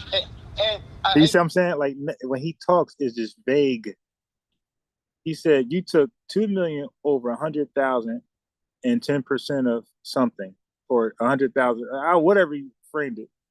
I'm like, dude, what's the something? It could be a pile of horse manure. Like you have these weird thoughts in your head, and you're bad at articulating the thoughts, and it's left to our own imagination. And I made those mistakes before in debates. I made those mistakes where I assumed where this person was going, and I debated as though they were going there, just for them to tell me later that they were not going there. So my whole argument is like thrown in the trash. Like, oh my God, it's this guy playing games. So I don't do it no more. I'm gonna hold you to what you're talking about. So something of what? A percentage of what? Said over a lifetime. So that Yeah, but that don't mean it's valuable. spike. It could spike. It could spike in 2026. It can go down. And it can never spike, right? It can spike back up. But it can never spike though, right? Can it just flop? Wait. So it's guaranteed to go up. Vlad, right? Wait. Yeah, I do, but I wait a minute. Wait. You talking about Vlad now? Wait. You talking about Vlad? We're talking about me and you. Wait. Why is Vlad? Why is Vlad? Wait. Why is Vlad? Why is Vlad in our deal? You offer. Yeah, but brother, you offered. You see, he's all. Now we're talking about Vlad. He's all over the place. And he wants to. He's adamant. I'm going to talk about Vlad and Vlad business, and somehow I'm gonna forward it into what we're talking about, so I can be right and Unbiased wrong. This is wild. This is why you don't debate. It's why you shouldn't debate. It's why you have no wins in a debate. You're 0-1 your first debate. 5 years ago, right? But are you Vlad? When that person dies, right? He re-uploads the video, right? Are you Vlad? So if that if that person he just be talking. If that person did not, bro, listen. If that person did not negotiate a percentage, right? This guy love talking. Then he can't get. He cannot get mad. Then he cannot get mad. If the video does great, and now he's really profiting off it, but the other person he took the money. He didn't take the percentage. So that's what I'm saying. Wait, but you got to show it. Wait, hold on. Wait, bro, you got to stop. Come on, man. You gonna talk the whole time? All right, for one. That's you. That's you talking and cut people off. But go ahead. Well, not during this recording. That's not the case. Okay. Yeah, it's the first time you didn't cut me off. Let me speak. But go ahead. Okay, so that's how you behave. So according to you, I'm finally behaving, but now you're behaving like me. Smart. Okay, so watch this. Why don't you? Okay, if you're the person who got the proper etiquette, then why not maintain it? Why behave like you say I behave while I'm recording? Now watch this. You said, Vlad, here's where you're flawed again. What you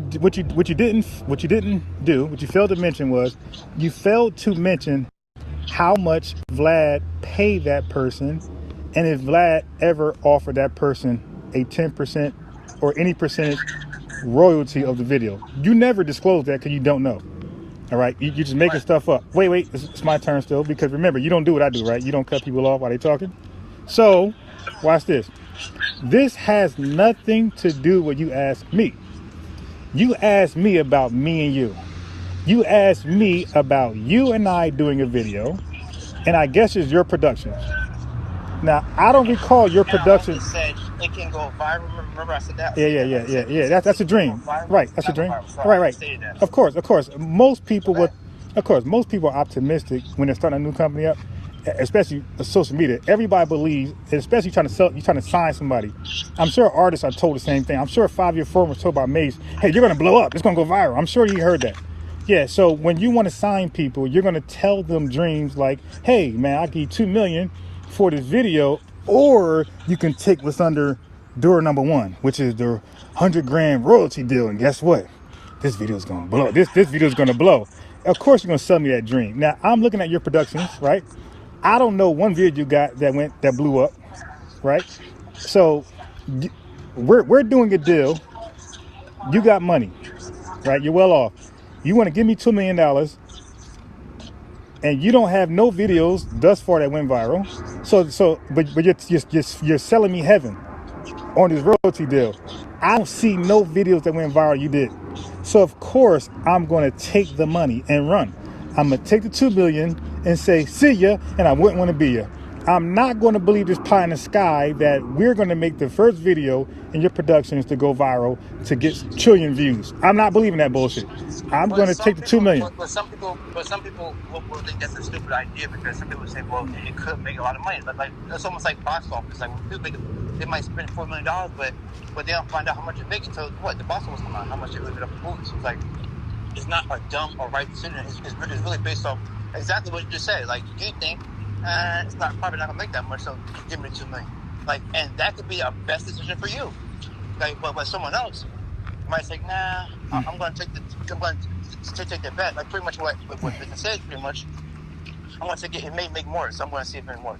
So it's not a right or wrong decision on business. Like, even when Dame Dash presented Rockaware, like Big's other partner was like, man, that's dumb, man. But it made $400 million. So it's like some people may really think that it's a dumb idea. Some people may think that it's a good idea, depending on where you are in business. Like it's not really a right or wrong. Like it's really what you think. Now there's some people who took money for Lion King, but Jason Weaver, his mom, said, no, give me the $100,000 and I want a percentage over a lifetime. That's it. And so that made more sense for him. One, because the kid was like 7 years old, I guess, or 8 years old. Or it just made more sense to do that over a lifetime instead of just taking the lump sum right there and not making anything else but that. But like I said, some people profited off that. So it depends on where you are in business and how you want to conduct your business. And there's no one's business, no one's personal reason for why. It's like I can't say it's dumb, I can't say it's right. Like I gotta see. Like it's business. If business goes up and down. Like it's not a flat line, or it's not something that just goes skyrocket up. It just goes up and down. So you never know. Okay, so now it's my go. Scott, no, you do know because you know after. Well, you know afterwards, obviously, because you would know if it's history, you know if it was a great deal or not. All right, so I mean, I don't know how you conclude this stuff. Now, you're saying Dame Dash, Rockefeller, 400 million. Brother, send me the links to this stuff because you're just talking. You're just talking.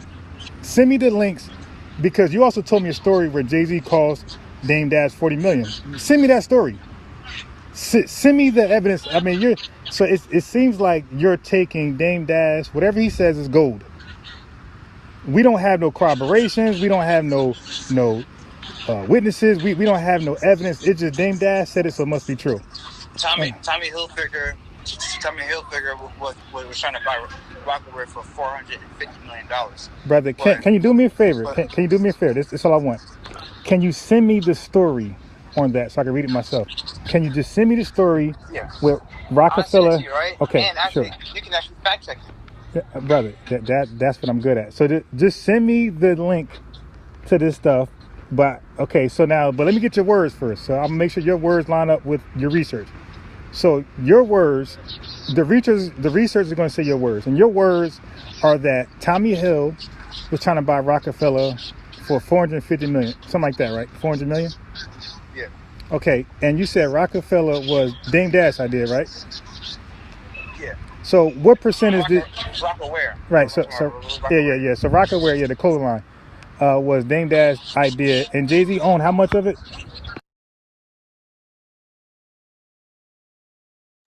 All right, this portion of it, pay attention. I'm about to crush him. It's really, he's been done, but this right here is when I stop toying around with him and I say, let me just end him. Watch this.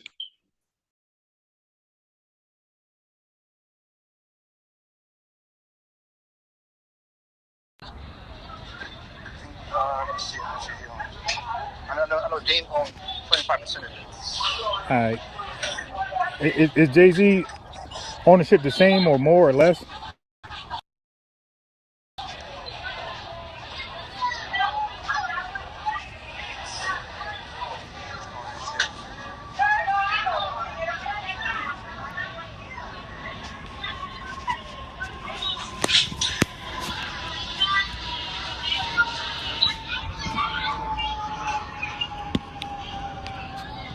Okay, so now watch this.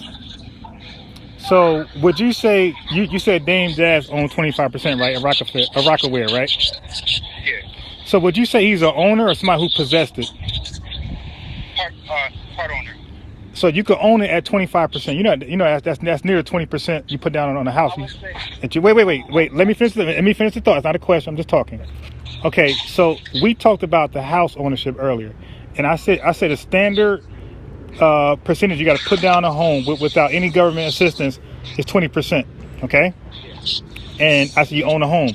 You said you don't own a home at that low percentage because the bank owns the rest, and you should not be called an owner. You should be called a possessor. So then you say Dame Dash owns 25% of Rockefeller, which is 5% more than the house you own. And you said you're not the owner of the house. You own a little bit. You only own 20%. But now you're saying Dame Dash, who owns 25% of Rockaware, he's the owner though. So he's the owner, not the possessor. He's not the possessor. He's the owner, and he doesn't own it. Because you just said 20%, you don't own the home. You're a possessor, and people can get tricked. So now Dame Dash owns 25%, but he's the owner. He's not the possessor, and we're not tricked, right? Right. So he owns it at 25%. So Dame, no, I would say he has possession over it, but I don't think he doesn't own it because he can't make a decision without going to the other owners to make a decision. So who sold it? They all sold their shares of it. Oh, so he didn't sell it. No, Dame Dash sold his share. He sold his share in the company. Right. So, but he didn't sell it though, right? Who didn't sell it? So he sold his shares. He didn't. So that means that if you sell your shares, you didn't sell the company. The company, everybody still got their shares. Like you just out of it. Yeah. So basically, if you share your shares, you're just out of it. But everybody else that got the shares, they're still in it, right? Right, yeah. So the company not sold. It just your small percentage of it is sold. The company not sold. It's still operating as it was. Your stake at it is just no longer your stake. It's somebody else's, right? Right. So he didn't sell Rockaway. No, he sold his shares. All right. But like he was like I said, there's a founder. Like I can find something like he was Steve Jobs. He was the founder of this, but he didn't like own it. He had shares. Yeah, but Shares of it. So I want to yeah. show how you did the very thing that you said was tricking people. You said if somebody owned a home, right, or if somebody said to own a home because they put down 20% and they didn't put down the whole 100%, you said they should not be called homeowners because they don't own the home. Technically, you said that they should be called a possessor of the home. All right. Then you came back and called Dame Dash the owner of Rockaware. We own only 25%. No, not much more than the homeowner that you said should not be called the owner. Yeah. Because you said it can trick an individual. So it seems like the individual who was tricked just now was you, because you confused. You tricked yourself to believe Dame Dash owned it and he didn't. Hold on 1 second, brother. 1 second. My brother calling. 1 second. Yo. So you see, this is not edited. Yes, sir. Okay. Yeah. So it looks like the person who was tricked or got confused on the ownership thing. Okay. Yeah. So it looks like the person who was tricked or got confused on the ownership thing was you. Okay. So now, do you know why they call? Oh no, go ahead. Respond to what I said. Yeah. No, I was saying. So Dame was you're right. So Dame was part owner. This is what I meant to say. But like I said, I knew that. I'm gonna tell you. But isn't the homeowner part owner? What do you say? Isn't the homeowner part owner? Right. But it doesn't make him the owner. But okay, watch this. How is Dame position at Rockaware any different than a homeowner position in a home when they put down 20% and he bought 25% at Rockaware? Who do you think got more power in their company, in their investment? Do you think the homeowner has more say-so and power and control over their home? Or do you think with their 20%, or do you think Dame Dash got more power and control over Rockaware with his 25%? Rockaware, 100%. Okay, so now for Dame, for his percentage to be that low, you said 100%. That's 25% is not low, but okay. That's very low. It's very, because think about it. How you doing? All right. So watch this. I'm gonna show you how it's low.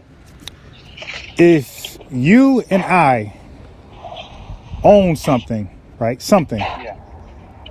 You own 25%, I own 75%. Is your percentage low? To yours, yeah. Well, we're the only owners. Right. Right. Isn't that, no, well, we're the only owners. So if somebody was to look at, so if somebody was to Google your ownership in our investment, they would say, you got a low percentage and I got a high one. Right. Yes, so 25% can be low.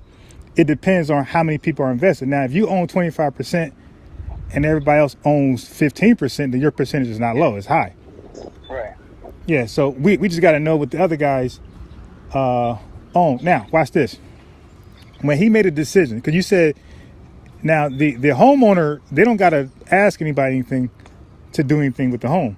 Now, when Dame Dash want to move a certain direction with Rockefeller, They do got to ask. Homeowner does have to ask. Okay. So we'll see who got more power. Okay, so if a homeowner wanted to, let's say, put a basketball court, let's say, at the home, they got to ask somebody? The homeowner will put up a basketball court at his house. Yeah. Somebody. Yeah, he want to pave some parts there and put a basketball hoop there. Yeah, add some cement, pavement, whatever. They gotta ask somebody. If he's doing some groundbreaking, yeah. Who you gotta ask? Does he gotta ask? Wait. We need context here.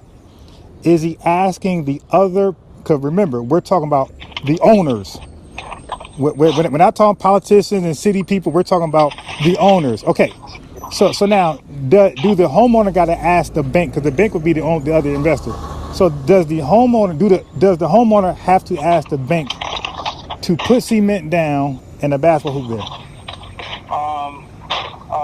No, but Okay, but there you that, go. but that wasn't my first argument. Thank you. I said the state, the government owns. Now, notice he said no, but he kept going. He said no, but he kept going. Then when he asked me a question, like most people do that can't debate, then he asked me a question and he'll tell me yes or no only. But for me, he says no, but where's the no, yes or no only for you? I told you, like, these guys, they can't mess with me. So they have a standard for me and a standard for themselves, right? Which is different. And of course, the standard for me is more tight. Stop. Okay, stop.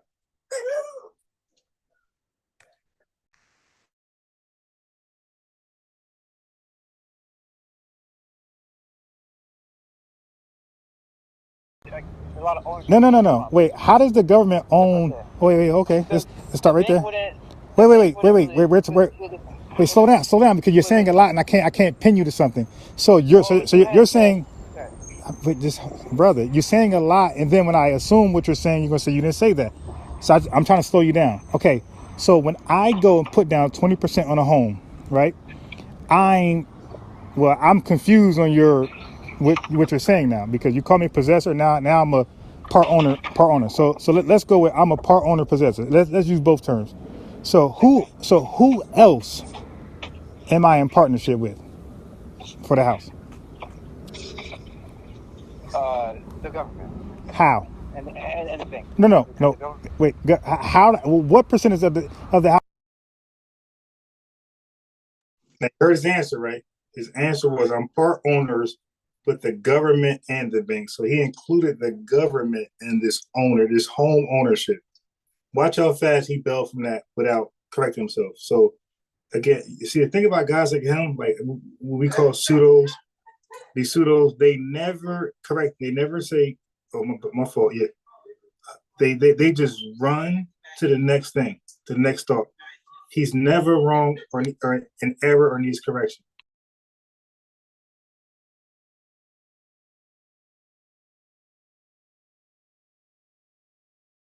How does the government own? Am I in partnership with for that? Right? I'm confused on what you're saying now, because you call me possessor. Now I'm a part owner. So let's go with I'm a part owner possessor. Let's use both terms. So who else am I in partnership with for the house? The government. How? And the bank. No. Wait. How? What percentage of the house does the government own? Well, the government governs it. No. But, of course, the government governs, brother. You're talking to the right guy now. The government governs every pharmaceutical building in the United States. He don't own none of them. Right. Okay, okay. That's my argument. I'm saying they shouldn't call it ownership. They should call it possession. Wait. Hold on. Before we go, before we go there, before you go there, brother. Because you govern something, like for example, I could teach chess in a location, right? And that location got rules in it because I don't own the building. So that means that they govern how I conduct myself and how many people, blah, blah, blah. Do they own my chess business? No, but they govern it. Right. But I'm asking about ownership. So, okay. So if I put 20% down the home, the government, brother, you can buy the house outright 100%. Does the government still govern it? Yeah. Okay. So we agree. You can, just because you govern something, it doesn't mean you own it, right? Okay, cool. So now govern it to me has to you. The government has more ruling over someone owning something. Wait. But we're not okay. Again, brother. I just said you can buy something outright, 100% finance. 100%. It's yours. You don't owe nobody, and the government still owns. It still not own. It still governs it. Okay. So we're back to this. I put because you see the confusion starts with you, not with me. So when you put 20% down on a home, it still not own. It still governs it. Okay. So we're back to this. I put because you see the confusion starts with you, not with me. So when you put 20% down on a home, is the government a co-owner? No, they don't own it. Okay. They're 100% governed. 100%. Right, but was my question Absolutely. right? But was my question anything to do with government or govern? Well, it had to do with me saying that I think you should change the law. No. I'm not even because I didn't address that yet, not one time. But no. We're talking about actually ownership. That was you that said we need to change the name in terms of what we call ownership. That was never my issue. Yeah. Right, but because remember you asked me a question and I didn't give you a chance to answer, so you don't know my position on that because you kept talking. Remember, so it was not a question; it was rhetorical. It was a question, but then it wasn't a question, so you kept talking. I don't do that. If I ask you a question, I want you to answer it. Then I might keep going. Okay. Yeah. You own a house, right? You have a big backyard, right? Yeah. Big backyard. And you became Muslim, Orthodox Muslim, and you want to, you hate that people have to fucking travel wherever to go to the mosque, or they come right to your house, and you can feed them there and have Muslim mosque, right? Whatever. So you say, you know what? Since I bought the house now, I no longer own the thing anymore. Bought the house now. But as I'm going to, you have to apply for a permit, right? As I'm going to ask permission to ask the government if I can build a mosque, right?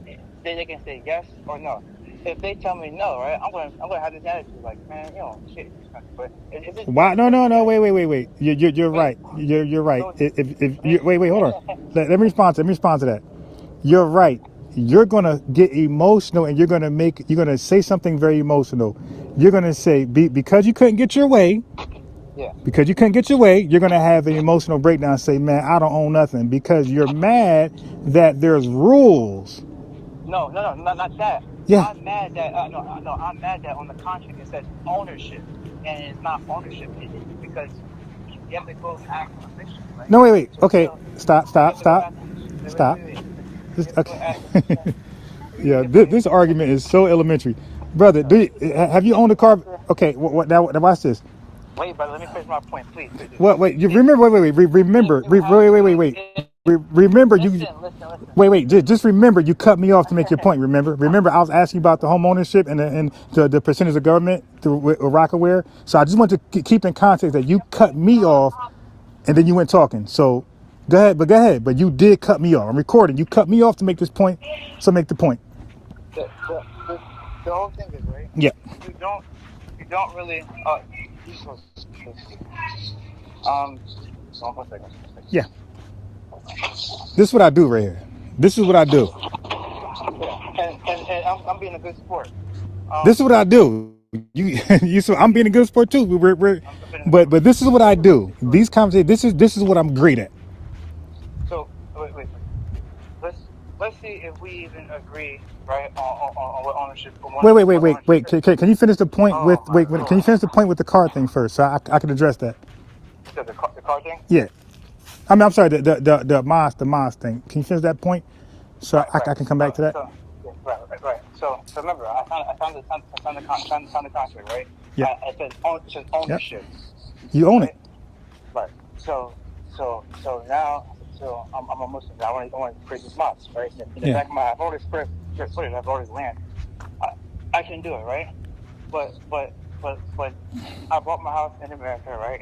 In the South, in some Christian state, whatever, right? And I do know that Democratic country, right? Sometimes they put their personal with a government. Right. So if they tell me no, right? Yeah. So if they tell me no, right. Is that bad? Wait. Okay. Go ahead. No, I don't care. You just still got it. So it's I'm gonna use this one. If it's over. Is the owner wrong, right, for saying, wow, then I really don't own Is he wrong? You're asking my opinion now? Let's just deal with facts. Well, I'll do both. Facts. Well, I don't want to give an opinion on a factual conversation. Let me ask you, I'm asking you. Yeah, I'm going to say next question because I'm going to pass. But let me respond to that. Let me ask you a fact on that. So you think so does he still own the house if he can't build a mosque? Let me ask you this. So, yeah. Well, don't forget. He's been doing that the entire conversation. He's been asking a question with a question. And remember, all these questions that he's asking me we're down a different rabbit hole further than where we started from. Do you guys remember where we started from? We started from the business proposition that Dame had to choose from. 70% out of 700,000 or 20% out of 20 million. And the dollar amount difference is like 500,000 yearly or whenever that kicks to you. Let's say yearly. So Dame would rather choose a payout of $500,000 annually over $4 million annually, only because he has more in stake of this company than that company. That's just I just don't know who else would make a bad investment like that when you have two choices and one is better than the other, clearly. Right, but that's where we started from. But look where we're at now. We're talking about a house being turned to a mosque. And now he's asking me a question about something else. That's why I kept saying, bro, the question you're asking me, they're unrelated to what we're talking about, but you're acting like they are. And if I don't answer the question, you act like I'm not adding to the conversation. So that's why I kept answering the questions, because he really just, like, not just debate. He doesn't know how to dialogue or converse. He's bad at it. You guys are hearing it for yourselves. Look where we're at now. These are his rabbit holes. These are his rabbit holes. These are his questions. My questions pertain to the topic. He keep bringing me somewhere else. You just recorded. Don't forget, I was holding you on the ownership thing, the contradiction that you think that was inconsistent, and you went back on and you agreed with me. So you cut in, and it was okay because I was long-winded. Yeah, just a listening, right? Yeah. What's my argument? Just okay. Right. Okay. Good. Okay. You just said. So, matter of fact, I'm so great. I'm gonna play it back for you. You just said somebody owns a home, they want to turn to their mosque, but they need permits for certain things, and because they couldn't get the permits, they said they had this emotional outburst. Oh, like a temper tantrum. Oh my God, I don't own this home because I can't do what I want to do in a governed country. Okay, with city ordinances and all type of stuff. Okay, so what they should have did was read the contract. They should have read, and not only that, they should have understood the city ordinance. They should have understood about home ownership and about religious institutions, what you can and can't do first. Now, so that's on them. So ignorance is no excuse. Now watch this for you. If you own it, if you buy a car outright, 100%, you own it, right? Okay, can you just get in that car legally and just drive? No. Do you still own a car, even though you can't do that? You can't even, Wait, you wait. can't even, That you can't even, you can't even like put like a seat on the side of the car with a seat, you know, because we were talking about like. yeah. No, wait. No. That's not what I'm talking about. What I'm talking about is this, because you said no, and I agree. So my follow-up question was, because the follow-up question is the punchline. My follow-up question is, because you can't legally, you bought a car, right? Because it's yours, you bought it outright. Okay, you got the deed. Because, or the whatever you get. Because you title, you got the title. Because you bought it outright, you got the title. You said you're not legally allowed to put it on the road. So the punchline was this: to land my plane, because you can't legally, because our city streets are governed, because you can't legally drive it on the road, do you still own the car?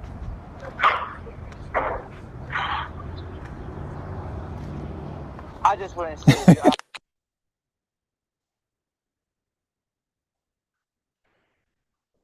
So all of you clearly heard this guy, but you heard my question and you've seen this guy completely dodge it. But then in return, you'll hear him ask me a question and demand that I answer it. And my question was on point. It was on his analogy, his point he brought up. My question was with that, or it was analogy based off what he said earlier, but it was very related. Okay, it was equivalent. Because he's going to be wrong, and it's okay. Like, I'm not always right every time I debate. I'll be wrong at certain points, and you got to expect that. Like in chess, you're going to lose pieces. You got to expect that. The goal is to win. So in debates, it's the same thing. You're going to lose points. You're going to be corrected. You're going to recall things incorrectly. Some facts on certain things you're going to be wrong on. Okay, you might mispronounce something. You're going to take those L's. But if you really want to be a great debater, you got to already account for that. You got to already account for some of my points are going to be ran over and slam dunked. But good for me that these points do not lose the debate. Other points will, okay? But that's why I make sure those are more tighter. But these other points, there's supporting stronger points. And if you debunk them, the stronger points still stand. You got to debunk the stronger points, not the supportive points to the stronger points. Okay, so that's how that kind of works. Right. But he clearly dodged the question, and which he normally does. Okay, because like I said before, we call these people pseudos. We call these people, and you got people like Brother Polo, Prince York, these guys, Young Pharaoh, they cannot be wrong. They're perfect. They can't be corrected. They can't be adjusted. You can't do anything with them. Okay? They're Umar. They're perfect. So this guy, when he realized that I'm going to be right on a point, he just said, you know what? I ain't going to answer. I'm going to talk about something else. I'll be wanted a couple, you know what I mean? Yeah, I heard it, but check it out.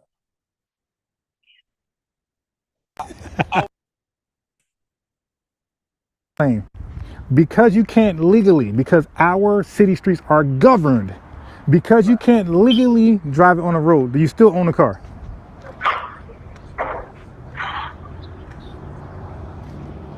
I just wouldn't say. I wouldn't use that definition. Oh my God, y'all! But you used it the first time. No, but I asked you. Okay. Because it's like it's misleading. You know what I mean? Like, it's not misleading. It's yours. Oh, this is hilarious, yo.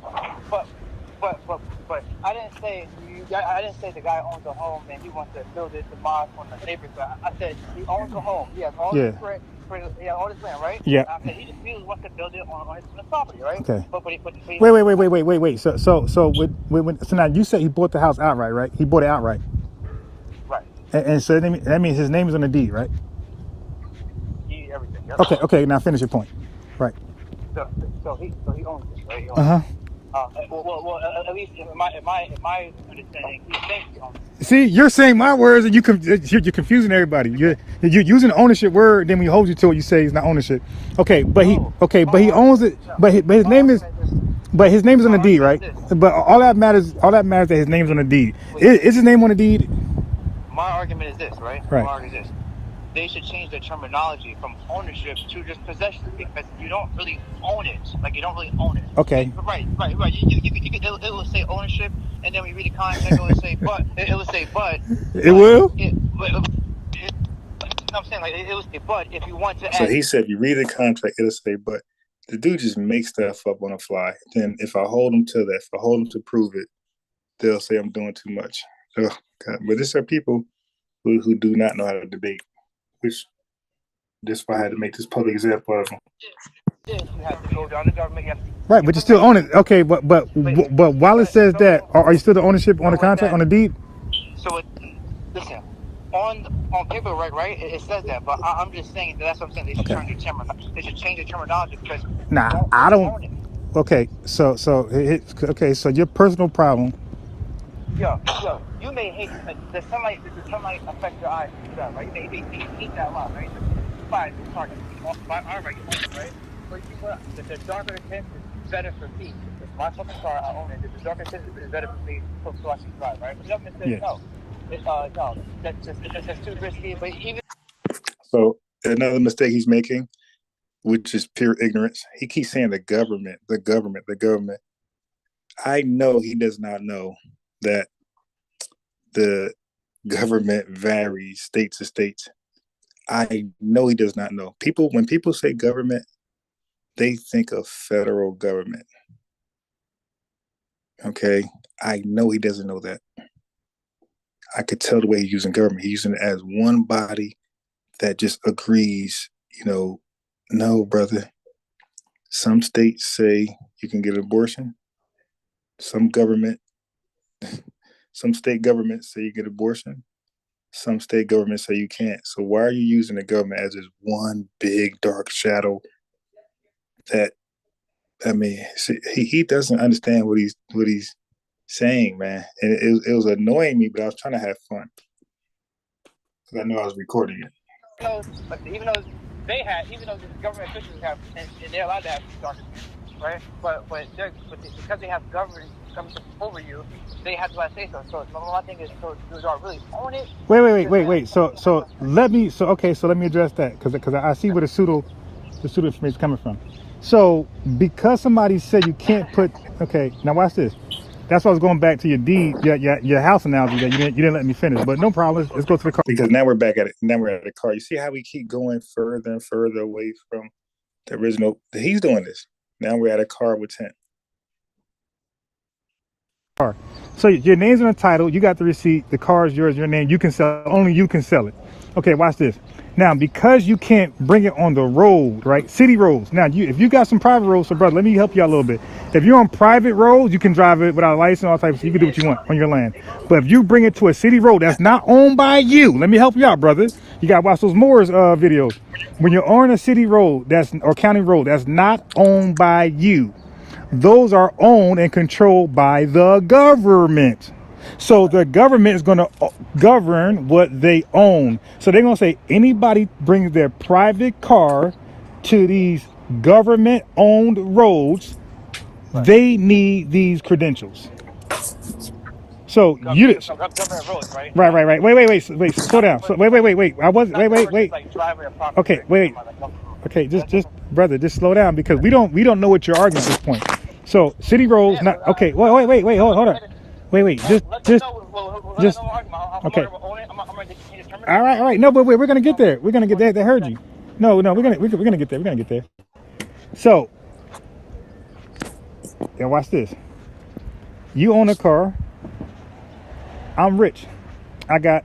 Let me name somebody not in trouble in the media. I got Elon Musk money. Okay. I got a private road. That's mine. You see it says private road, keep out. You turn down there for whatever reason, you got to change the flat, whatever. You own the car. I come out, my security guard notified me, hey, do you know this car? And I say, no.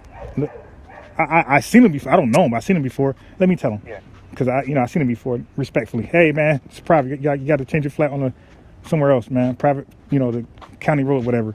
But you're not allowed here. So now, because I'm kicking you off my property, do you still own the car?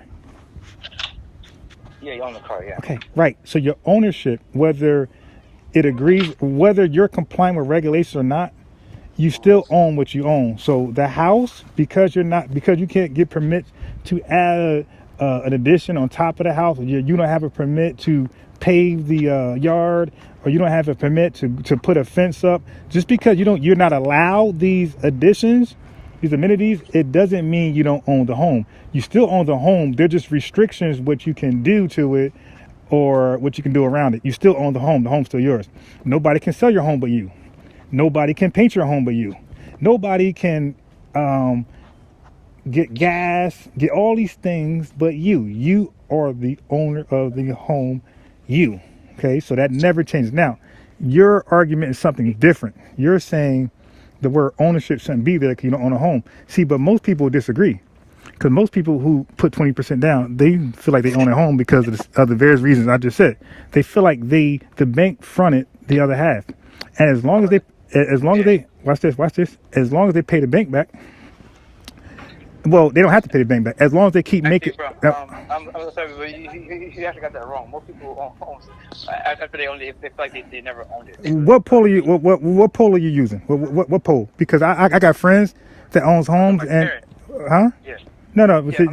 Then you got to pull a poll up. Go ahead and pull a poll up. Go ahead and pull a poll up real quick. Or do homeowners where they own their home?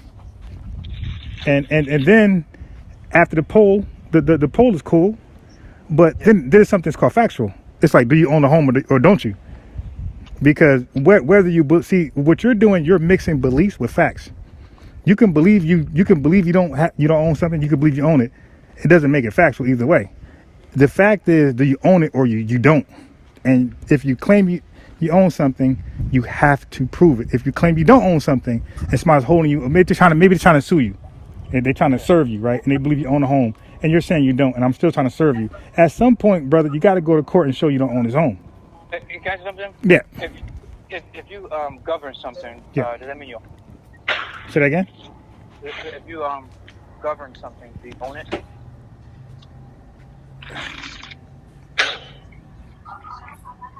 If you own something, you own it. Well, that was the question. The question was if you govern something. Rather. But just answer the question, yes or no? Maybe not. The hell? Maybe not. Right. And because that's your answer, right. I agree. I agree with that. Maybe not. These questions are so elementary, man. Oh my God. Okay. It's okay. Stay focused. Oh, I'm definitely focused. You the one that say you don't own something at 20% and come back and say, oh, you do own it because Dame Dash on it. It seems like Dame Dash is your standard. Oh yeah, I'm good. This is gonna be hilarious right here. Don't leave an insult. Hey yo, so anybody else? Stay with me. Anybody else? Don't come for me. I ask you a question. If you govern something, right, does that mean you own it? Wait, no, it does not mean that. No, it does not mean that. Or when you govern something, does that mean you own it? No, because that's an absolute. That's a yes or no. I'm gonna say no. It doesn't necessarily mean that. Okay. Yeah. But I took the answer. I mean, we have two different. We feel strongly about what it means. Okay, so now let me ask you this: if you govern something, you own it. I would say yes. Okay, so now watch this. Wait. Here's a follow up. You didn't have a follow up. You didn't have no. You own it. Okay. You own it entirely. Okay, cool. So the government owns your car. Yes. The government owns your phone. The government owns your phone. Yes. The government owns your computer. Yes. Okay. Yep. Well, I don't know. What country are you in again? Venezuela somewhere? Where you at? Can the government take your phone? No. We're not dealing with taking. We're talking about ownership. Something could be taken from you. You could be robbed, right? That's the most extreme way somebody could take something from you, by robbing or stealing from you. That don't mean they own it. Just because somebody robs you or steals from you doesn't mean they own what they take. They do now. When they take it, what are we talking about? No. Because okay, so watch this. Wasn't land okay? From Wait, no. all these rabbit holes. So now let's bring it back to the topic. So now you said, so let's bring it back to the top. You're the rabbit hole king. So you said that the term home ownership, let's just get back to that. So repeat that again. You said the term home ownership should be taken away. Why? I said they should change the terminology from ownership to possession, because you don't really own it.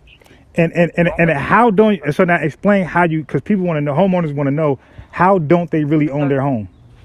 Because if I own something, right? I'm not talking about things I don't own. So wait, is this your personal, before you get started, is this your personal opinion about home ownership, or did you read the definition of home ownership and you're going by the definition of home ownership? So which one is it? Is it the definition of home ownership, or is it your personal definition of a home ownership? Which one? Both. Okay, so now, so before you give us your personal, you know how we do source up. Okay, so I'm gonna go right now. I'm gonna do it for you. So I'm gonna go look up home ownership, and in that definition, somewhere I'm gonna read you don't own a home. My point is, right? Right now, see that's what. Okay, you said your point. You're the one that's going on rivals right now. No. I asked you a specific question. I said, since we're talking about home ownership, because you're going to explain something about home ownership. So now I just want to know for myself and for the potential viewers.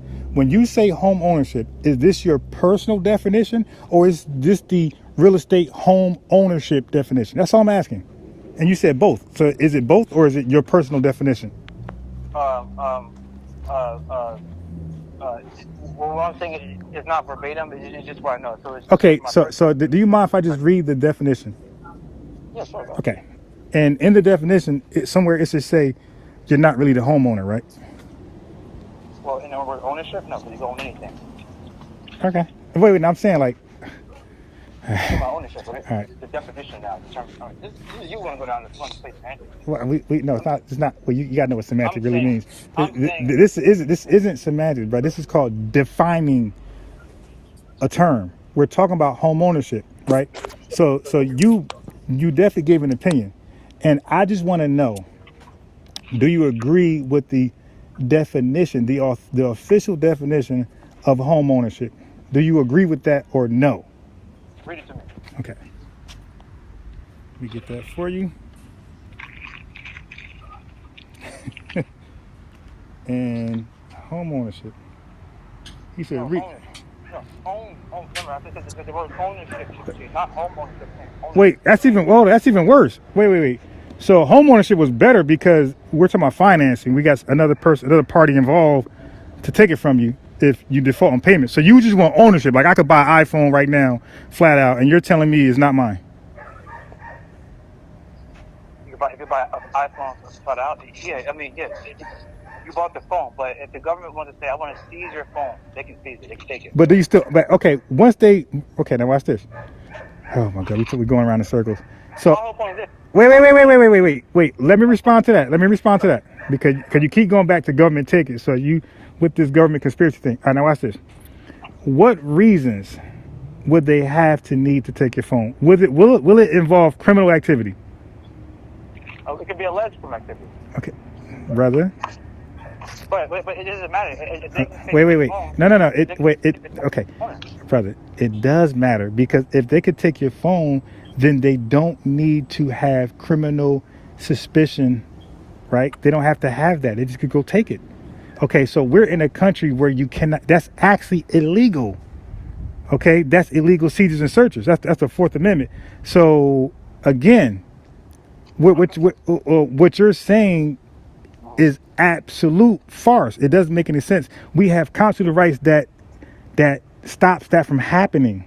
So if that was to happen, brother, that will be illegal. Now look, like you said with the robbery thing, anybody can do anything illegal.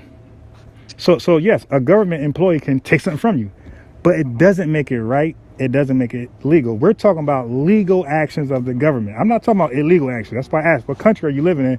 Because I'm living in America. I'm living in a country where there's some actions that are illegal and some actions that are legal. So now we're talking about seizure, right, of your property. Fourth Amendment protects us. So now that's why I say, according to the Fourth Amendment, we're protected for illegal searches, illegal seizures. Okay, so That means to even think about taking something from me, you have to believe I'm doing something illegal. That's the only time you can legally take something from me. I'm involved in criminal activity. Okay, so now if I'm not involved, I still own it. But watch this. If I'm not involved in criminal activity, can the government take it legally? If you're not, Yeah. no. Okay. They can't take it. So that's called context, by the way, because you said the government could take your stuff. What? Do things change? Like can something be legal one day and be illegal next day? Brother. That's a question. Okay. Yes or no? Watch this. Yes or no, brother? I got you. My point is this. I got you. No, wait. I'm the one who added context because the way you said it was a conspiracy theory. No. If you're governed by something, right? You can say you own it. You can say whatever you want to say to it, right? But if you're governed by something that governs you, right? Okay. You do not. Yo, my man just making shit up. Okay, now watch this. They should change the terminology. Okay, watch this. Don't worry. Because that's not. Don't worry. But tell somebody let somebody let him finish. He interrupted me to let him finish. He keep doing his shit. No, I wasn't done. Yo, I wasn't done, bro. I wasn't done. Hold on. You told me earlier you wasn't done. Let you finish, brother. You're telling someone that they own it, right? Okay, I got. So let me. It is misleading. Okay, so let me finish with this ownership you say people don't have. So now watch this. So let's say I am involved in something illegal, right? I use my phone, right, to do a criminal offense. Okay. So somehow they figure it was me. Okay. So of course they're gonna get a warrant to look through my phone. Okay. So before the warrant, do I own the phone? My argument is that you own anything, bro. Okay, cool. So let me walk you back. So if I buy something, right, and I get a receipt, I paid it all out. Do I own it? You buy something, you get a receipt, you own it. My argument again says this: you don't own anything here. If the government wants to come, whoever comes, if they want to come take it, they can take it. Wait. They can literally take your ownership. No. They don't take your ownership. They don't get the receipt. They don't get all that stuff. So that's why I was giving you this analogy. See, I was correcting you because, brother, you're using the law and the government, but you know why some people still use Yahoo Mail? Wait. Just wait. That's your opinion. That's your opinion. They don't allow bro. Why we can't just stick to one thing? You said nobody owns anything in this country. You said that because the government can take it. Now, look, you said it. I got it. So you said. So now I asked you just now because you seem to be double talking, triple talking, quadruple talking. I'm asking you if I go to the iPhone store and I buy. They say, hey, this iPhone 4 or 5, whatever, is $300, no tax. I mean, flat out with tax. With tax. I go buy it, $300 plus tax. I get a receipt. Am I the sole owner of this phone? No, you have possession of it. Okay, so who owns the phone after I take it from the Apple store and buy it? The government, whoever government. Okay, I got it. Now watch this, brother. Can you tell me? Can you direct me? Can you send me the information that says that? Can you? I don't know where this is coming from, but brother, I need your source. I need you to send me information that tells me in a capitalist country, America, this one, that that you don't own anything in this country. The government owns it, brother. Can you go there? Because I think you got the wrong. You talking about socialism. So can you go and get that source for me? Go ahead. Even your labor, even the labor that you sign up for. Brother, I just need you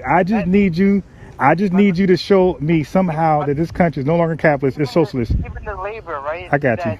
Even the labor that citizen signs up for. Another rabbit hole. For the job.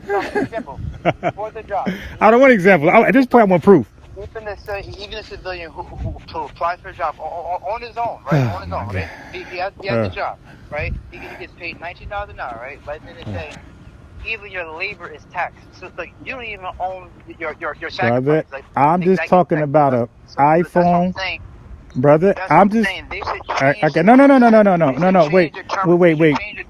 before wait. They should change it if you're right. No, if you no. If you are right, brother, listen how it goes. Cause you're being extreme. If you are right, you got a better argument. If you are actually correct, when you said in this country, this capitalist country, this is not not a socialist country. You said in this capitalist country, you say we don't own anything, and that goes against the whole point of a capitalist. That definition of capitalist, okay, which is sick. Okay, so you're wait. Oh, wait. I got it. So wait. No. You got to hear the conclusion for you. The whole matter before you draw a conclusion. So I said only if you're right. You gotta first prove to us. Go get something that says what you said in writing. Go get something that says that in America, this capitalist country, this great capitalist country, that if you own something, you don't really own it. Can you go get that for me real fast so I can look it up, so I can read it with you? Eminent domain. Look it up. Brother, listen what I'm asking you. Listen. Look it up. No. Listen.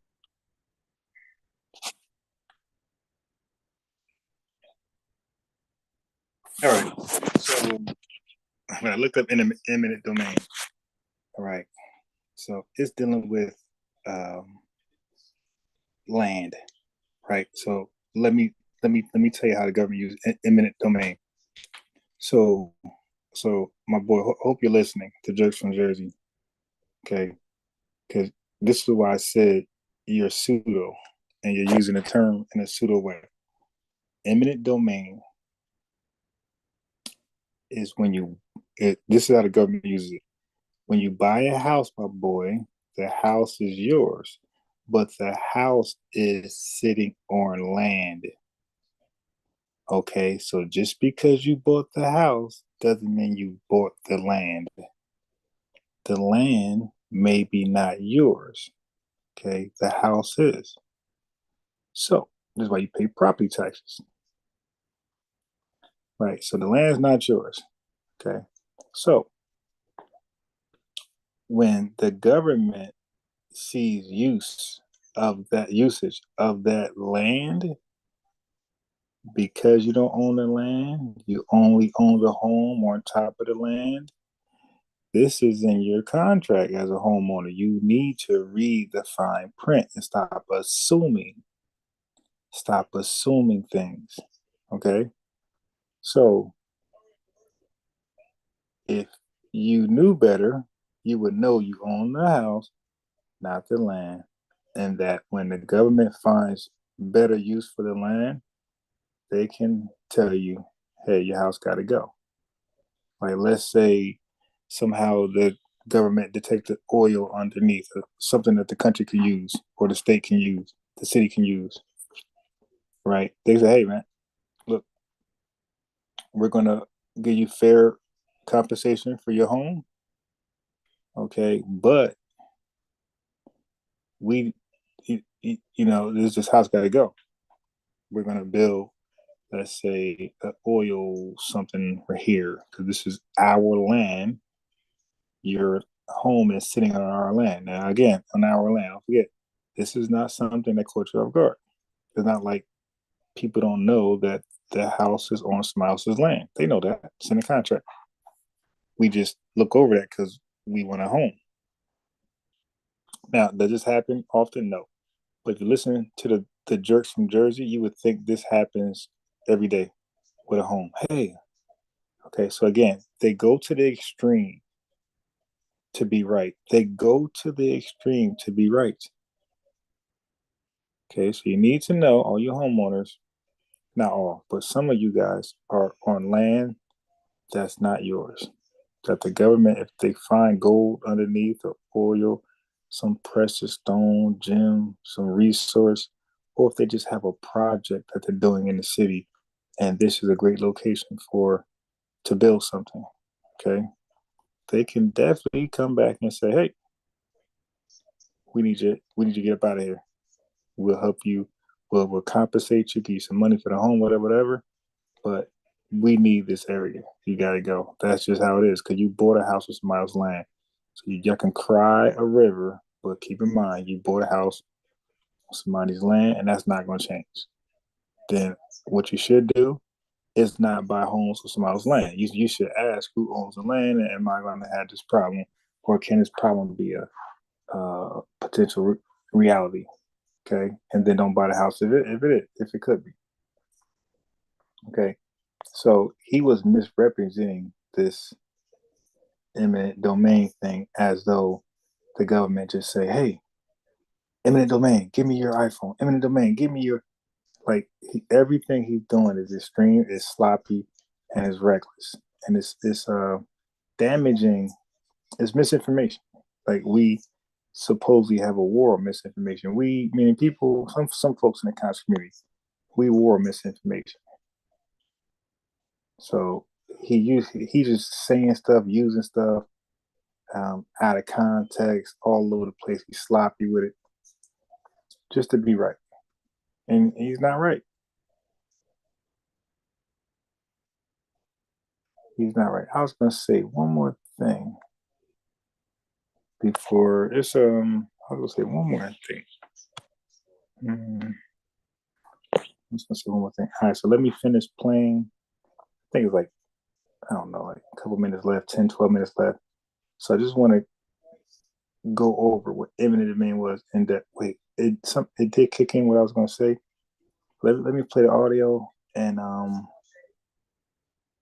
come back to what I was gonna say last week. But that's what it is. Oh, I know what I was gonna do. Wait, before, hold on. Goddamn.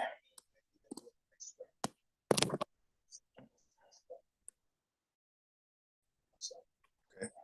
Wait. Now watch this. Because he kept saying that you should change the language of ownership and call it possession. Okay, so this guy doesn't know the difference between possessing something and owning something. For example, I can own something and not possess it. You know why? Because if I own an apartment, if I own the condominium and I rent it to the jerks from Jersey, he possesses it, right? But does he own it? I own it. Do I possess it? You see? So you could own something and not possess it. Now, because he possesses it, does he have owner rights? No, he doesn't. Okay, he can't alter that apartment at all. He can't paint and do things like that. You cannot do that. Can't drill stuff in the walls. Can't do none of that. None of that. It's not yours without my permission. Without the owner's permission, he don't. Those rights are not afforded to him. So let me put it in here. Let me type in let me type in ownership.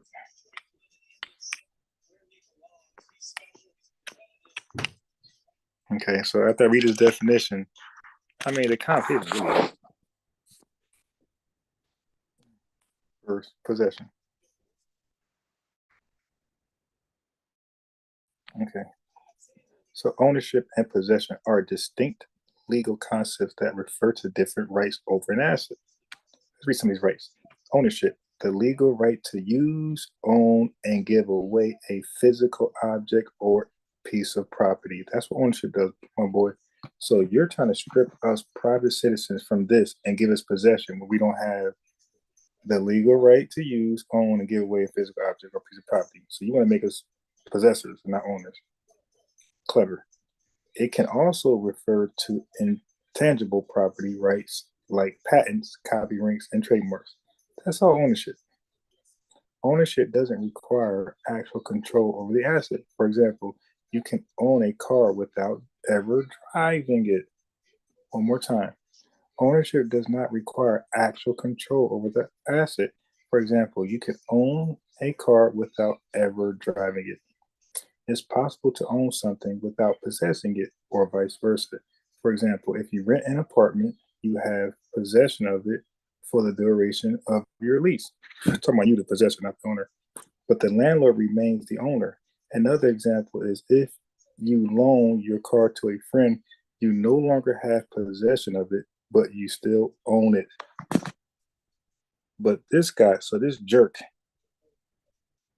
from Jersey tells you after you buy your phone, after you buy your house, your car, financed, or outright, you should not have the rights of ownership to it. You should be the possessor. You see, he doesn't know that the possessor have less rights than the owner.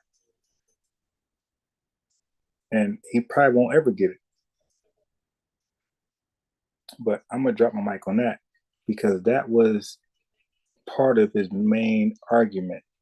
It was, you should be called an ownership, not a possessor, because you're possessing these things and you're not owning them. Brother, when you buy iPhone outright, you're not possessing it, you're owning it because you have the legal right to use, own, and give away a physical object or piece of property. If I let you borrow my phone to make a phone call, my brother, you don't own it, you possess it, and you do not have the right to own, give away my physical phone or a piece of the property. You can't take the battery out, okay? You don't have that legal right to take the battery out and then give me back my phone, go about your way. You would be held accountable in court and you'd probably be arrested. Okay, so I'm gonna drop the mic there. It's no need to play anymore. I mean, I embarrassed you enough. I hope you don't block me for 3, 4, 5 months.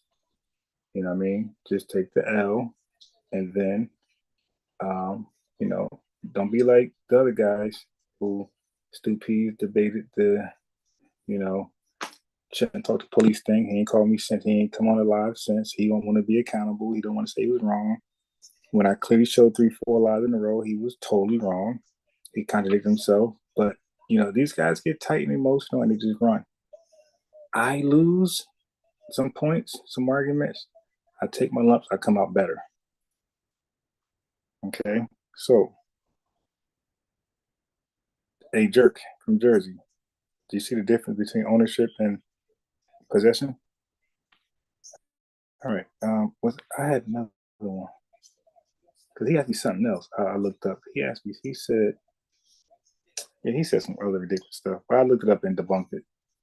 I want to watch the game. So let me see what the comments are talking about real fast before I move on.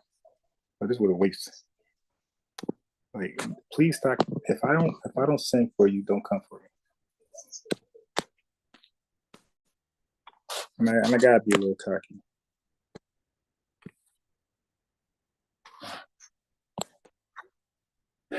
Okay.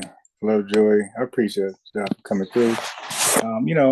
Just to let y'all know, I don't have to do the same live on different. I don't gotta do 3 or 4 ghetto news. I don't gotta do the Bible all the time and debate these guys. I can mix it up. Like, I'm well studied, and if I'm not, I do research, and I'm now well studied. So the Dame Dash thing is not going away because I just aired a debate I had over the things Dame Dash has said.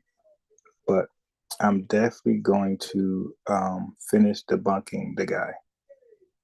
Okay, because I got a lot of stuff on him. And I got some interesting stuff, period. I got Kanye West saying some interesting stuff. And I even got Dame Dash saying some interesting stuff. But most of his stuff is garbage. But Kanye West, he like 50-50. He says some good stuff, then he says some crazy stuff. But it's I wish nobody harms people, especially in a sexual way. I wish that never happens. It's a shame because when I got clips of Diddy on Your Leisure, and like you be almost trying to like him from his like positivity and Brother Love speeches, but he has a dark, dirty history, an ugly history that we're forced to just turn a blind eye to all the good game he dropped on Your Leisure and accept him for what he is, which is a disgusting criminal sexual violator. Okay. It was just bad. Like, damn, dude, you had all this game and it goes to waste now. There's no value in it because it comes from you and you're unvaluable. Your value is devalued. All right. Appreciate y'all. I'm out of here.